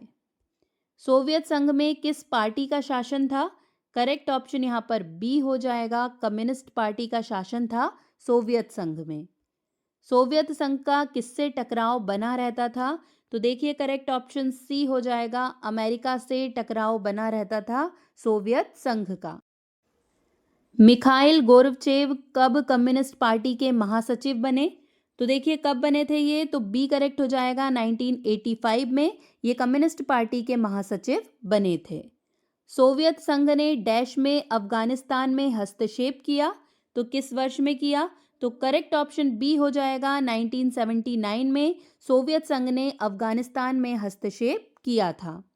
मिखाइल गोर्बचेव ने सोवियत संघ में डैश की नीति चलाई, तो देखिए कौन सी नीति चलाई थी? तो सी करेक्ट हो जाएगा, ए और बी दोनों। आर्थिक राजनीतिक सुधार और लोकतंत्रीकरण की नीति इनके द्वारा चलाई गई थी। सोवियत संघ ने 1991 के तख्तापलट में किसने महत्वपूर्ण भूमिका निभाई थी? तो देखिए करेक्ट ऑप्शन यहाँ पर इसका बी हो जाएगा, बोरिस येल्त्सिन ने सोवियत संघ के 1991 के तख्तापलट में महत्वपूर्ण भूमिका निभाई थी। कम्युनिस्ट पार्टी ने सोवियत संघ में कितने वर्षों तक शासन किया? तो यहाँ पर करेक्ट ऑप्शन बी हो जाएगा, 70 वर्षों तक कम्युनिस्ट पार्टी ने सोवियत संघ में शासन किया था। सोवियत संघ के विघटन के बाद उसकी सुरक्षा परिषद की स्थायी सदस्यता किसे दी गई? तो देखिए यहाँ पर करेक्ट ऑप्शन ए हो जाएगा, रूस को दे दी गई सुरक्षा परिषद की स्थायी सदस्यता।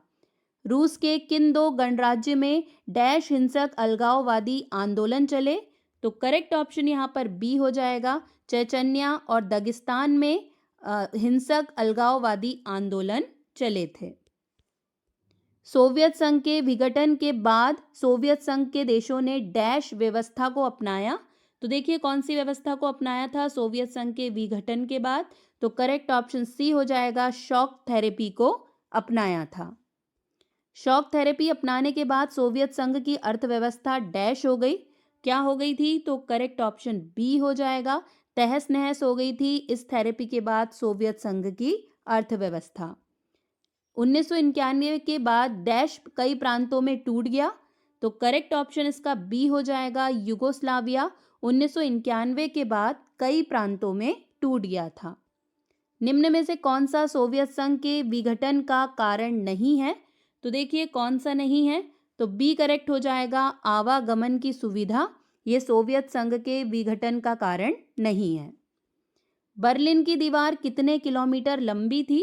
तो देखिए करेक्ट ऑप्शन बी हो जाएगा, 150 किलोमीटर लंबी थी बर्लिन की दीवार। बर्लिन की दीवार लगभग कितने वर्षों तक खड़ी रही थी? तो करेक्ट ऑप्शन बी हो जाएगा, 28 वर्षों तक बर्लिन की दीवार खड़ी रही थी। बर्लिन की दीवार को किसने गिराया था? करेक्ट ऑप्शन यहाँ पर इसका बी हो जाएगा, आम जनता ने बर्लिन की दीवार को गिराया था।